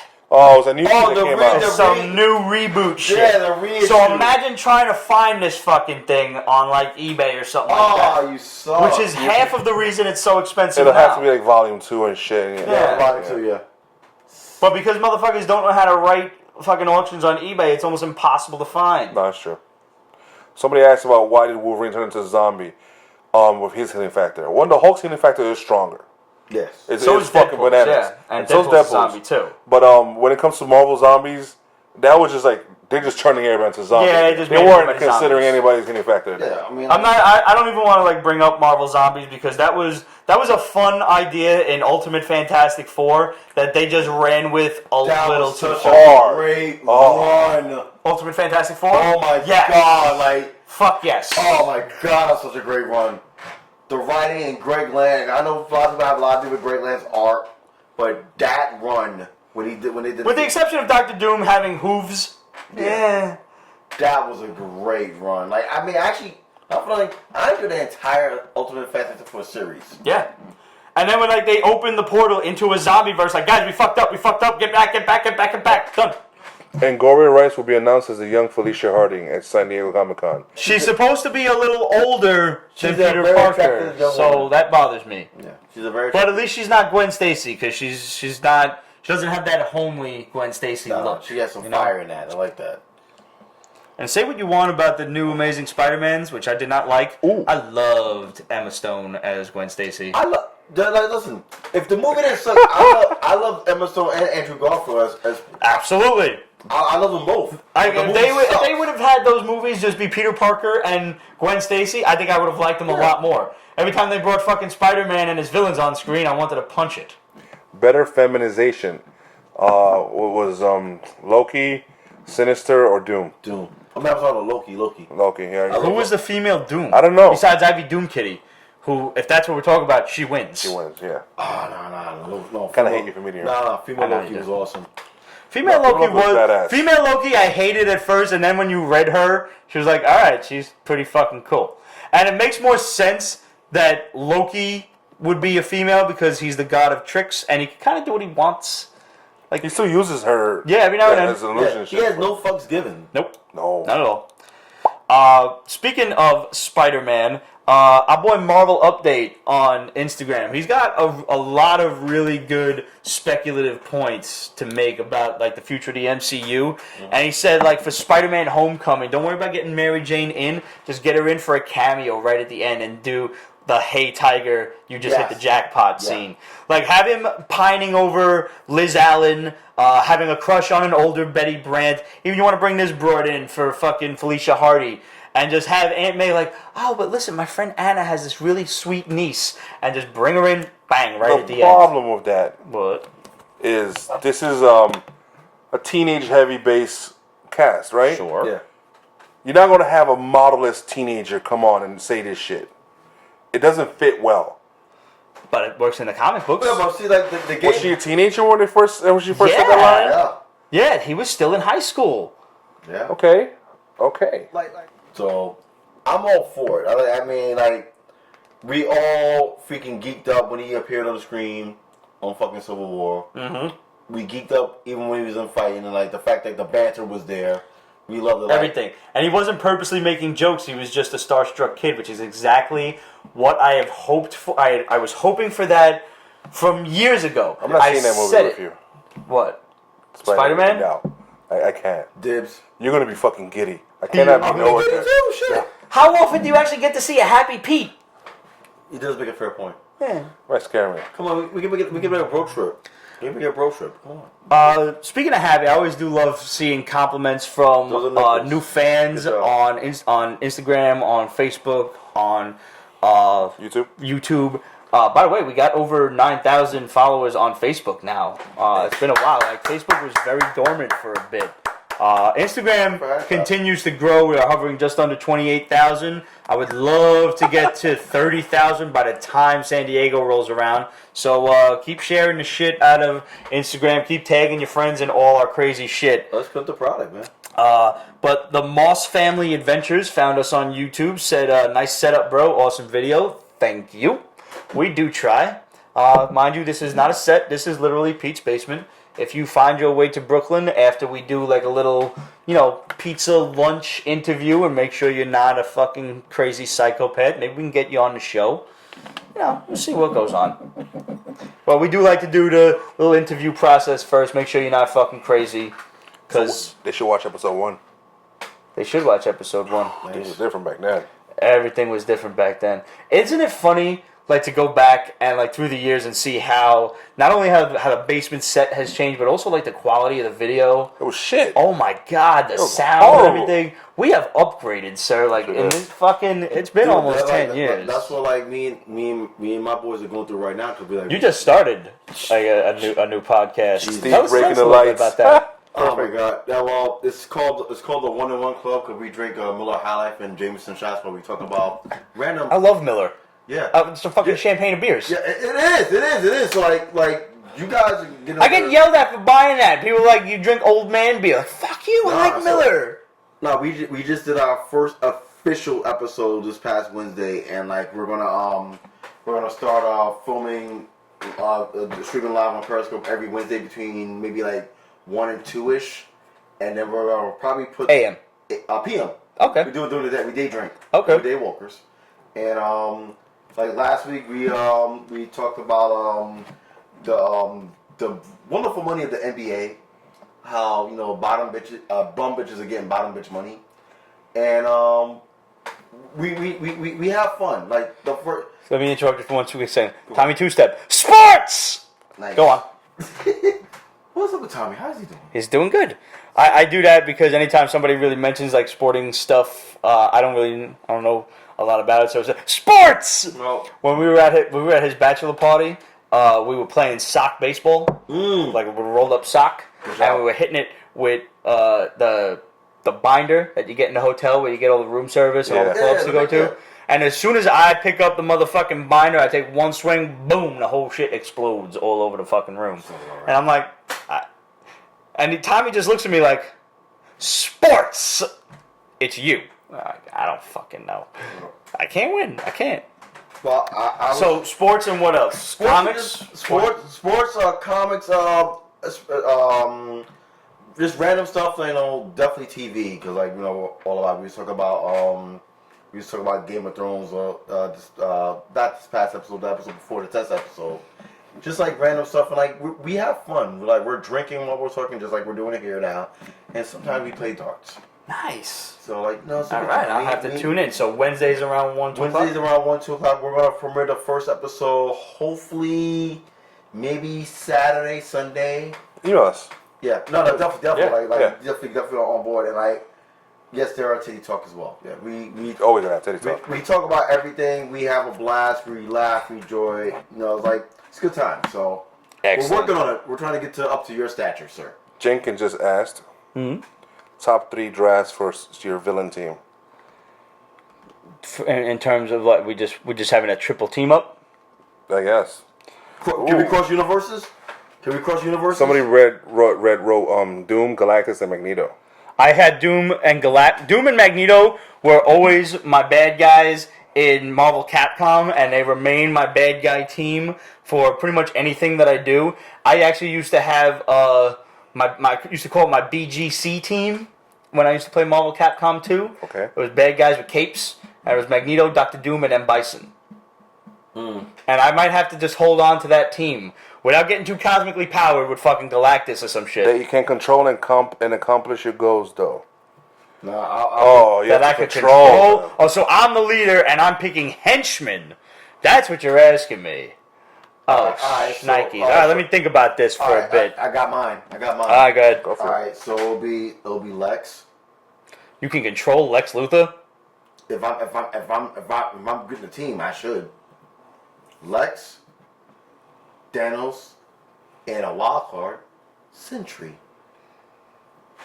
Sentry, I believe, can be controlled. Sentry can be controlled. I don't know about Thanos and Lex Luthor. You're going to have issues with that team of yours. No, Yeah. That's why I have. You don't want motherfuckers be trying to. That's why you had the Sentry. That's why I have the Sentry. Okay.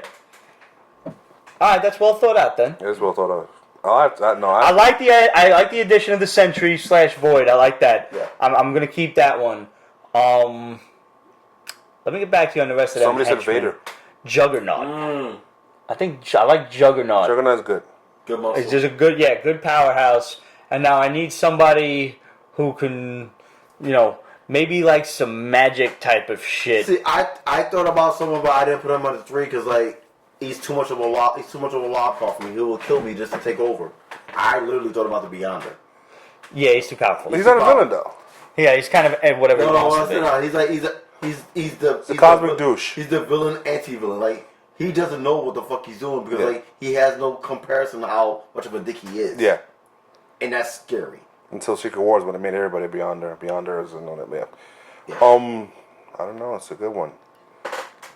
I like my 3. I wish I had my fucking Marvel Universe like cards. encyclopedia right now. Yeah. I used to do that a lot. Make teams with my cards. They in storage. I didn't take those fuckers out. Like you can't. Yeah, Galactus. Galactus is cheating. Galactus is pretty cheaty. You think you can control Galactus? And then that's the whole problem, controlling them. You can control Doom. Not Doom. Vader. So that's why it's a good option. Because he controlled wasn't lackey to begin with, yeah, right? so it's like, okay, just promise He's kind him, of used to this. Promise him his wife again and those kids. Yeah, And, lie to him. I like the addition. I like Vader. But I don't know if Vader is quite the team player. No, he's not. That's my problem with that. Solo. Like I said, but see, that's why, once again, I got Sentry. You act out of line, Sentry could freaking go schizo and fuck you all Oh, up. Breaking Bond. New Rocketeer movie in development. Why? Oh. Okay. Why? I'm alright with that. If done right. I haven't seen that movie in a No, and you shouldn't. long You time. shouldn't. You should have. It's been 25 years. But think about it now. If they don't go too crazy with the technology, don't go overboard. This isn't fucking Avatar, but definitely upgrade it. Still haven't seen that movie. I refuse to see that movie. Why? Fuck Avatar. No, I saw Avatar in IMAX 3D. It is the most gorgeous experience ever. I can give The- two nipples. The movie as a script, that's the best I can say about it. No. It's No. if you have a 4K TV, that's the first Blu-ray you should be popping. No. All right. No. Three I haven't seen either Avatar. That Avatar or The Last Airbender. Oh, that's not a movie. I don't know what he's talking about. Because when I do that to myself, oh, that's good. Venom, Spawn, and Goon. That's not a bad trio. Goon is. There's Spawn, muscle. I thought. Goon is muscle. Oh, Goon. Oh, the Goon? Yeah. I thought you said Spawn. No, Venom, Spawn, and Goon. Someone just said that just now. That's a good trio. Whoa, I'm mad at that. What was the last? Fuck, I didn't see the last question. I don't know. I'd have to get back because the whole shit is you have to control them. Yeah. True. And I was thinking maybe Absorbing Man because he's a fucking. He could be a powerhouse. Yeah. I was thinking somebody with a fucking, like a lantern ring. But you can't do Sinestro because he'll fuck with you. You can't. Arquillo's kind of a bitch now. Unless you want to get Kyle Rayner. If you have the strong enough will, you can have Parallax on your team. Sinestro controlled him. Oh, I don't know. Remember that? That's too much true. of a wild card. That's too much. I mean, you know what? You know what I'll think of? You could probably have Molecule Man on your team. Who? Molecule Man. Oh, yeah, he was controlled. He was controlled. Yeah. He's fucking powerful. I'm gonna throw you guys a curveball. Fuck you. Baseball. Mastermind. Dude from the X-Men. The fucking Yeah. Okay. fuck with your mind. I see you now. Raise you Shadow King. Shadow King's good, but can you control the Shadow King? I thought about Sinister too. Nah, No, so it's do But that. you can't have nobody with too big of delusions of grandeur. No Sinister, no Apocalypse. Maybe Sabretooth. Sabretooth, but I've already got muscle with the Juggernaut. Too maniacal. And Sentry is really just like a personal slave. Towards a megalomaniac. You can't have him on your team. Yeah, he probably go crazy and kill people. So- What about Legend? Can't he control reality? You can't control Legend because you don't know which personality he's on. Yeah. You literally have to control a couple of dozen. That's like having a Legion on your team. Yeah, it is also cheating. It is a level of cheating. Yeah, like, oh wow. Like, you think if you could actually control Legion on your team, there'd be a wrap. Okay, no, we have to come back to this. Yeah, but this is a great question. It is. Awesome. And I want to definitely think about this and come back to it. For now, let's talk about our other book of the week, Cryptocracy, from Jensen. He was the Flash writer who we interviewed at New York Comic Con, and he spoke about this. He did. He teased on it a bit because it didn't come out to this year. Obviously, it was last year. So thank you very much for giving us that much. This was awesome. This Yeah. is so up my alley. It is. Everything about this was just... There are 9 families that control everything that goes on in the world. And there are, within society, 9 circles Levels, of, like, think of it like, there are so many comparisons. There are, like, the 9 levels of hell. There are fucking different levels of, like, a caste system. There are so many aspects. And it's like all of society is in the first circle. And then there's the second circle who you kind of call on to do remedial tasks. And then there's the third circle who fucking just, they're like your first lieutenants. And what I love about this most is each circle is blissfully ignorant of the rest above them. Yep.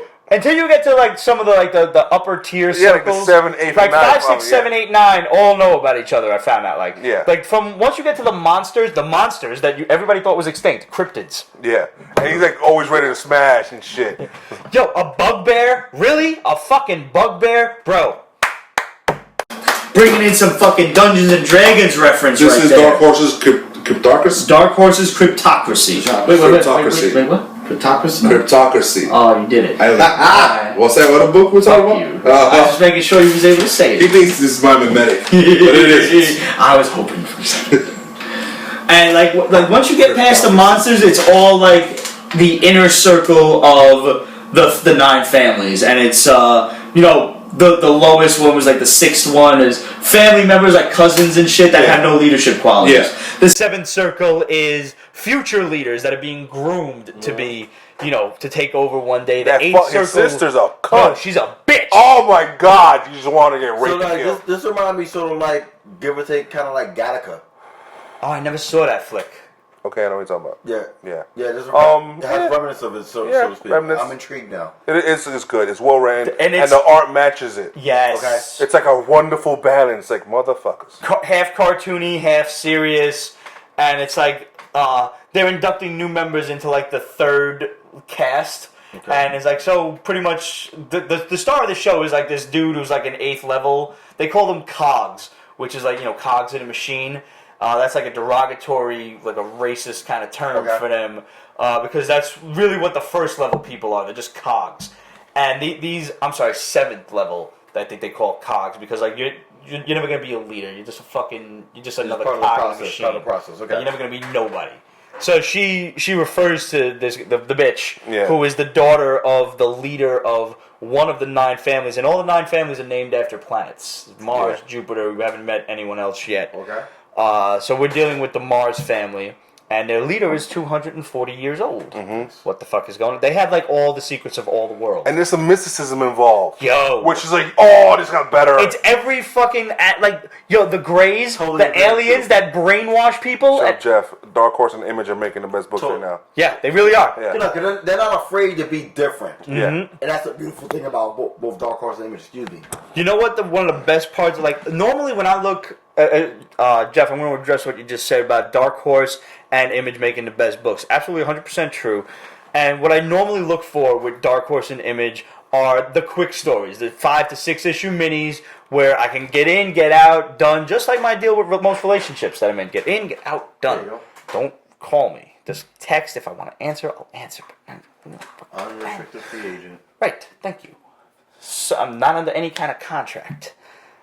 This book, I want to be a maxi series. I'll let this book go 24, 36 issues, 60 issues like Chew or something. I want to immerse myself so deeply in this world that Jensen created in one fucking issue. I am amazed. Thoroughly amazed. Yeah, this motherfucker did some crazy work before he put out this one issue. It's just he created this this whole new world. Yeah. It's just I read Cryptocracy shortly just before this broadcast went on, and up until then, Hillbilly was like oh my god, this is the fucking greatest book that I've read in ages. And then I hit this one, and I'm like, wow. I'm making it share the spotlight, but like the more I talk about it, I realize like Cryptocracy is just fucking awesome, and you guys gotta get a hold of it. Go out there. It's only one issue in, came out last week. One of my favorite Image series. I'm shocked they didn't even make it to a movie, into a series already. Was the Lunar Brothers, The Sword. Yes. The Lunar Brother products should be picked up. Period. All their shit. All their But shit yes, should be the like- sword. Was fucking phenomenal, and I'm surprised that not even FX has picked this shit up as a That needs to hit Netflix because that's Oh god, I'll be oh god. that's some rated R shit. Yes. Yeah, or maybe No, actually, no, I just said it better. Outcast is on Cinemax, so something like that. No, Yeah. I like Netflix better. I do too. Jam it all in one shot. Girls is awesome. Ultra is awesome. Alex and Ada is awesome. Yes. Alex and Ada is a very sweet story. We Yeah. reviewed that a while back. Very good stuff. You can find that review on Pete's surprised Basement me. Extras. Because the Lunar Brothers usually do some fucked up shit, and I was like, Yeah, oh, and that was there's not- some fucked up shit in. Oh, there's not fucked up shit. Very hard, very hard. Oh. The Lunar Brothers are fucking amazing, and like I don't think they get the credit that they deserve. They really don't. They're so undercut in this fucking day and age. Like they just write such amazing shit, and not a lot of people know about them. And when you bring them up in certain circles, and somebody else says, "Oh, you like the Lunar Brothers too?" and then you just boom, like you're Like, friends. I remember- Do we just become best friends? You want to go do karate in the garage? I remember the day I brought What? issue 1 of the Sword. I was at Midtown Comics with Demetri. I'm like, yo, I'm like, what's this? Like, I haven't read it. You know what? I'm gonna buy it just to see what's going on. And literally the next day, I was at my UPS truck. I saw Demetrius walking to the job. I'm like, what the fuck is this? You got the actual issue or the graphic novel? I actually got the actual issue. Okay, like nice. I bought the floppies for the entire series. Wow. I still have that. And then I treated myself and wrote the omnibus. Yeah, Nice. good call. Was it you or Adam that hooked me up with the graphic novels? Adam got us hooked on it, and then I took it to the next level by getting them all. Okay. Yeah, that's a series that like you definitely need to own and enjoy. Like if you never read that before, like this 3-image series that always stay dear to my heart. That's number 1 by far. I mean, And if that's not on PB Top Picks, I'm gonna go look and I'm gonna get it on there this week. Yeah, that should be. Yeah. Bomb. Excellent. The Russo brothers are doing the Warriors TV series yeah, for I Hulu. was gonna bring up Demi. He beat me up. Yeah, no. That's awesome. I was so against the Warriors. There's 3 movies in my life I think that never should be remade. Blazing Saddles should never be remade. They can't remake that. No, that's true. Without I was talking to my killing wife every recently. moment of it. Nowadays, they've gotten so PC bitchish that things can't be done the way it used to be. Full Metal Jacket cannot be remade. A Negro sheriff? Shut the fuck up. Like Exactly. even so far back as Dodgeball. Right. You can't redo Dodgeball. You can't call a chick a know muff what? diver and just... You know what? I forgot about that. Consider a 4. And number 3 was the Warriors. Yes. But now that Wait, was Blazing Saddles? What was number 2? Blazing Saddles, damn, I just said it. I said the forgot. right part. Oh, Blazing Saddles. I'll get back to it. Okay. Too much drinking. But the Warriors, that's my jewel. And when I heard that the Russo brothers signed on to do it, I'm like, you know what? Now I'm all in. Cause they can make it. They can visualize that shit. Full Metal Jacket. Full Metal Jacket. Thank Somebody's you. paying attention. Yeah, thank you. It's always good. Thank you. Full Metal Jacket cannot be remade. It cannot. You're right. You're right. That's totally great. It's too fucking warped. It's too fucked up. It is. You cannot remake that. Totally agree. Yeah. But those 3 movies cannot be remade. But me hearing the Russo brothers were intrigued, if not signed on to do the Warriors, I'm all in. Cause they could pull that shit. I believe so. And for me just like dreaming, I probably would think that they will like prolong the series to like when the Warriors first formed. Oh, so there's so much other shit. It's not like you a can do with rebooting. It's back in that time. Yeah, like before they got the Cyrus. That's what I'm hoping. When the Warriors got that clout on the way to Cyrus. That's what I'm hoping the series is. That'd be cool. That would be awesome. And then a couple of episodes on the other characters. Yeah. Because there was some wonderful gangs in that shit. Yeah. The whole movie played out like a fucking like a Streets of Rage final fight, like a boss fight every fucking time. And that was like you could clearly see that the inspiration behind those side-scrolling Street Fighter games. Like for those who don't know about the Warriors, I will invite I'm sorry for you. I will invite you to do 2 things. Number 1, the Warriors are on Netflix right now. Watch that immediately. Streets of Rage is good, but it's not like the Warriors. And after that, there's a documentary on Netflix called Rubble Kings. Rubble Kings. No. And that should never happen. Vegetable 2. Are you serious? What I happened? hope not. Spielberg remaking West Side Story. Please stop. That's wrong. That's wrong. No. Rubble Kings is basically... I gotta tell my father that, man. That's like one of his favorite movies of all You can't time. remake that. Actually, I went out for the role for that in junior high school. Did you? I actually sang and shit. I did stage crew. Okay. Yeah. No, I'm not singing. Look,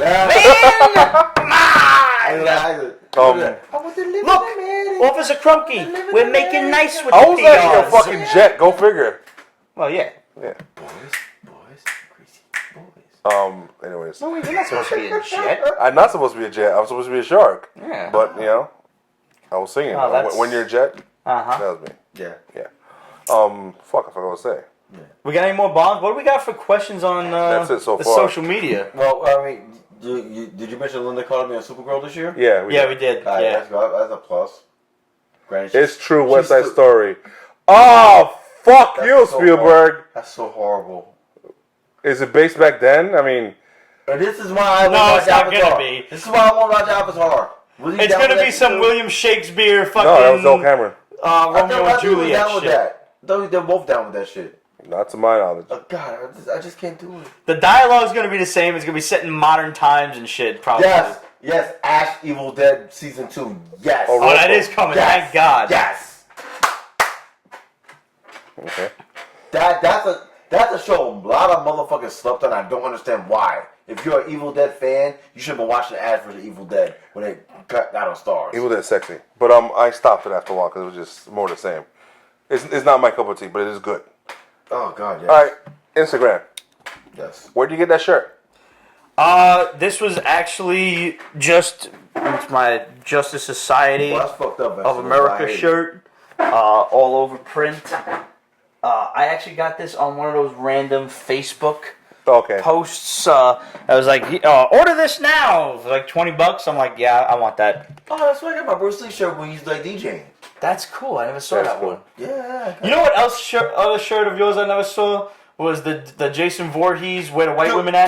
Dude, his freaking his girl won't let him wear that out in public. That's ridiculous. Yeah. So like we're gonna try to make it ourselves, make it better. We could do that. I'm a graphic artist. I could put some shit like that Yeah, together. like we're gonna make it our own.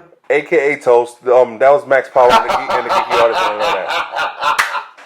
What? Yo, freaking Coffee Jenkins said Weekend at Bernie's with Jean Grey's body. That's pretty damn good, actually. AKA Toast25 wants to know, what is the best Marvel movie and why? I War right still love Winter Soldier. I think Civil War tops it. It was everything.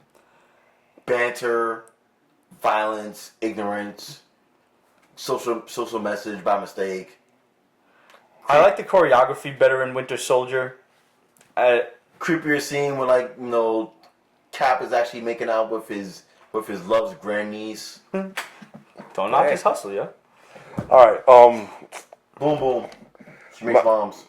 What is the best Marvel movie and why? I also think that Civil War was an amalgam of the other compiled Marvel movies. Yes. And Winter Soldier can stand alone. No, it can't. In order to see, part one. You know what? Okay. it half needs part one, but you could see Winter Soldier and get the gist of it. You know what doesn't need part one or part two or part Guardians, No. Ant-Man. Ant-Man. Guardians Ant-Man is still up for there though. everybody. So many people. I love Guardians is great, but it has that sci-fi thing that does push people off. Okay. Ant-Man Ant-Man's doesn't. more grounded. Ant-Man's fucking awesome. I'm really happy about Ant-Man Wasp. Can I tell you one thing that Ant-Man I think dropped the ball on? Titties? Okay, Wasp fucking was a for little such a beautiful girl, and I think Evangeline Lilly is gorgeous. Yes, she is. I never saw Lost, Yeah, and I don't fuck care to, No, especially me now neither. that I know the fucking You know ending. what? She had the worst fucking haircut, and I ain't no That stylist. was- that I ain't was no hard. stylist. That was but like, she what the fuck? you made a beautiful girl look like Mo fucking Howard. Nah. You know what? That was an homage to the original Wasp. Yeah. To her mom. But it was a bad homage. It was a bad wig. Yeah. Kind of like Storm's wig in the first one. Yeah. Yeah, that was a bad wig. It was just like, what the fuck? Marvel should have known better. But I want to say also, Ant-Man dropped the ball by not having a giant spider scene. Yeah. How are you going to shrink down and talk about bugs and not bring in a fucking spider? But maybe they had to. Maybe, think about it. Was that before or after they signed the deal to do freaking with Sony? Doesn't matter. You got Spider-Man, you've got a fucking tarantula. I know, but still. Cement. I want to see a big, scary ass spider. Darth Myers. Do you think they will show a glimpse of Vader in next week's 3-minute trailer? Nope. Yes. I think they'll at least do the voice. Yes. Maybe at the end with it. No way. Good. No, I think we were got that. No. I don't think we got that at all. No. We haven't got that yet. But James Earl is. Yeah, he's a voice, yeah. He's doing the voice. Yeah, we told you guys that like 2 weeks ago. She did points. But he definitely will do that. All right. Best movie individually: Winter Soldier, Deadpool. Winter Soldier or Deadpool? Deadpool. Deadpool. Everybody loves Deadpool. Deadpool, yeah. Like, there are non-comic fans that are like, oh my god, this is fucking hilarious. This is My ex great. loves Deadpool. I love the Shadow Spider scene in the next Ant-Man sequel. Yes! Yes. It had to happen. All right. Josh Krieg wants to know, what are some comics you guys have dropped recently just due to a decline in quality? The entire DC lineup. I'm telling you, man, I'm not that displeased with Rebirth. I like it. I got mad that they rebooted again, and you know how I felt about that shit. I know. I dropped a lot of the shit that ended the last couple of arcs in a lot of books, but I'm back on this shit. I think the only one I dislike is Superman. I love Wonder Woman, even though I'm fearful of the bouncing back and forth, alternating stories. Aquaman is good. Flash is slow, but I'm a big Flash fan, so I'm going to stick around. I like Green Lanterns. I like the 2 Rookie Lanterns a lot, but the question is, what books did we drop? I tell you what, man, we read so many fucking, like, number ones that, like, whether they hit or they miss, like, I don't waste a lot of time getting into books and then dropping them. If I'm in, I'm probably in for the long haul. That's a good question. Darth Meyer just brought up. He wants to see the Watchmen come into play more quickly than like waiting. A year Yes, like quit teasing already. Get on with it. We already know that freaking Dr. Manhattan did some shit. No, that's going to be the next DC event. Yeah, guaranteed. Yeah, that's going to be. But it's going to be a while. I think because the only ones who are going to figure this out so far is Flash and Batman, and the only time they're going to appear, Batman's got his own shit going on. You've got Flash, and you've got the Titans book where Flash appears. I don't know who posed the question, but this is a great question. Best individual fight scene in a comic movie. Dude brought up. He said Doc Ock versus Spidey on the L Train. Best fight scene? Yeah. And movies only or Netflix? No. Because if it's Netflix, we're going to Daredevil. Yeah. It's like what's this Daredevil? You know what? We need top 3 would be Daredevil. We need clarification because I agree with you. That freaking hallway fight was ridiculous. Oh. Hell, the Punisher Daredevil fight was fucking amazing. Fuck that. The Punisher in the prison. Oh my god. Oh. Age wants to know: did you see the new Friday the 13th game trailer? No, I did not. I did not. I'm intrigued. What? Movies. And that's it for online questions. All right, movies. They broke it down to movies. Okay, just movies. Not for nothing. Fucking the Batman fight scene in freaking Batman and Superman was fucking badass. It's not really. I don't know if I'd call it a fight scene so much as a sequence, but. Going back to Winter Soldier, Captain America, when he first gets on the ship and just goes around fucking everybody up, throwing motherfuckers off the bow of the ship. The choreography between the kicks and the shield and bang and the Krav Maga and all this kind of shit and the flippies and the breakies and stuff. No, I'm thinking that was good. Here it is on. Is number 1, Winter Soldier, the highway fight. Alright. Ooh. The highway fight. Oh yeah. Oh god, with the dropping the knife thing. Yeah, the highway fight is something else. Right. That's you're absolutely right. I can't believe I forgot that. One. He gets a lot of respect for that. That's number 1. Number 2. Stupid Dobby. Bad Dobby. Wild card. I would say Deadpool when he goes to finally meet with freaking Ajax at the freaking at the helicarrier. With all the weapons and stuff. Yeah. Okay.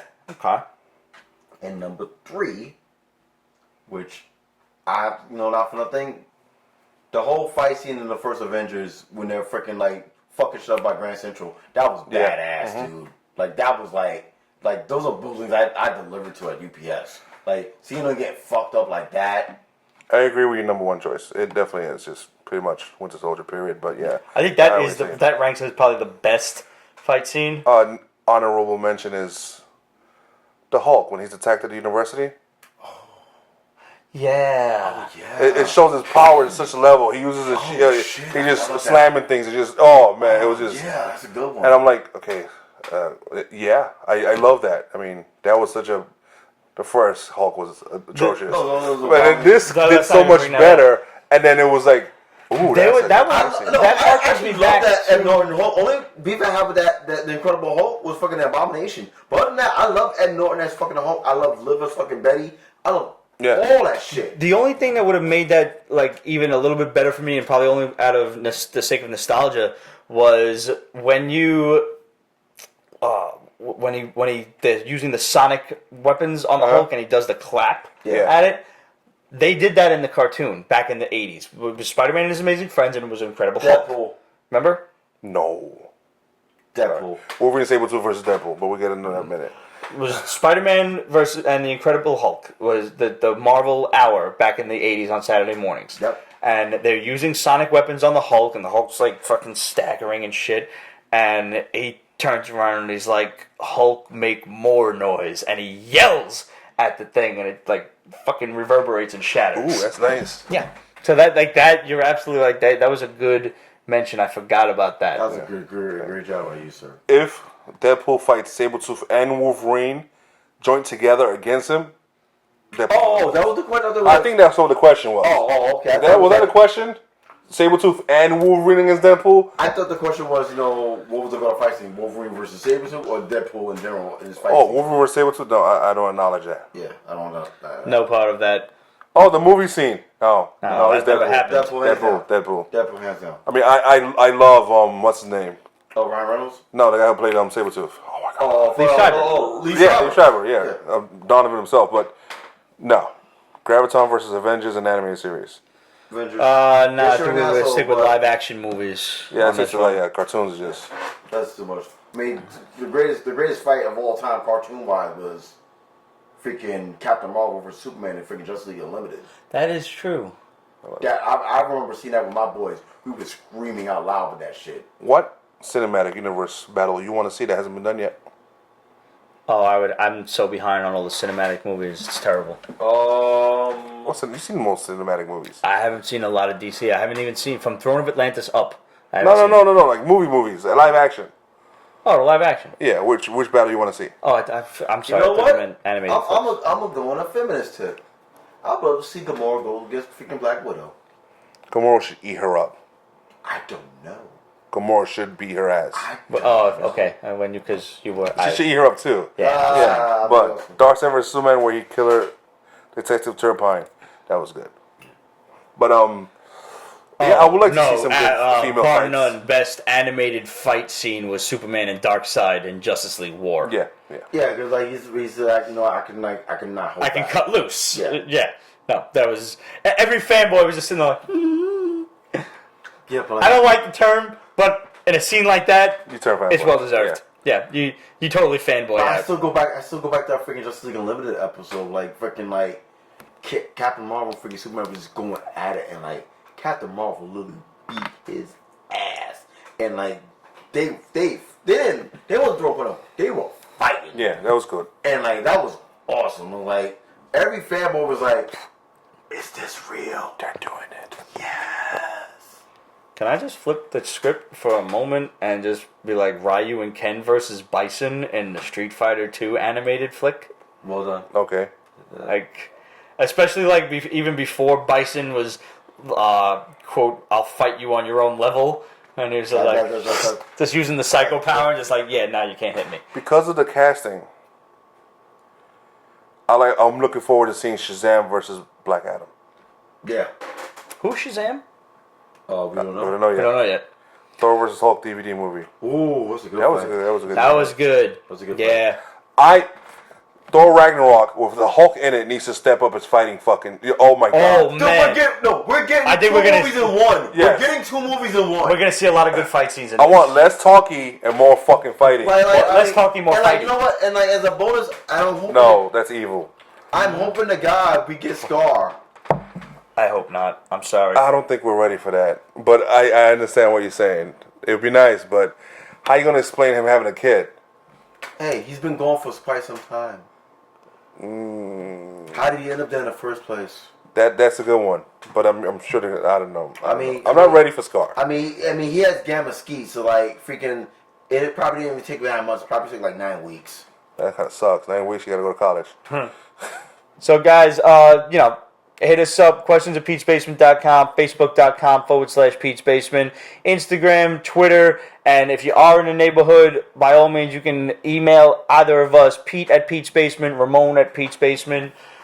You want to meet up, get some pizza, whatever, if you're in the neighborhood, we'd be more than happy to fucking get in contact with you, take some pictures, eat some good food, and maybe grab a drink or 17.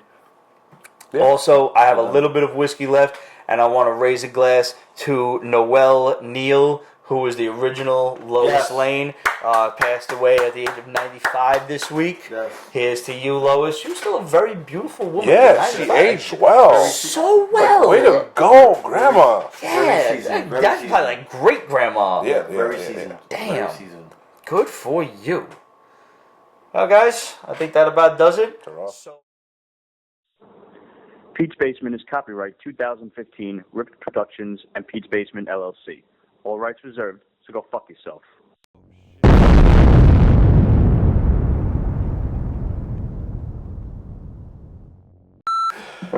Alright. Tits don't count until the nipple appears. I agree.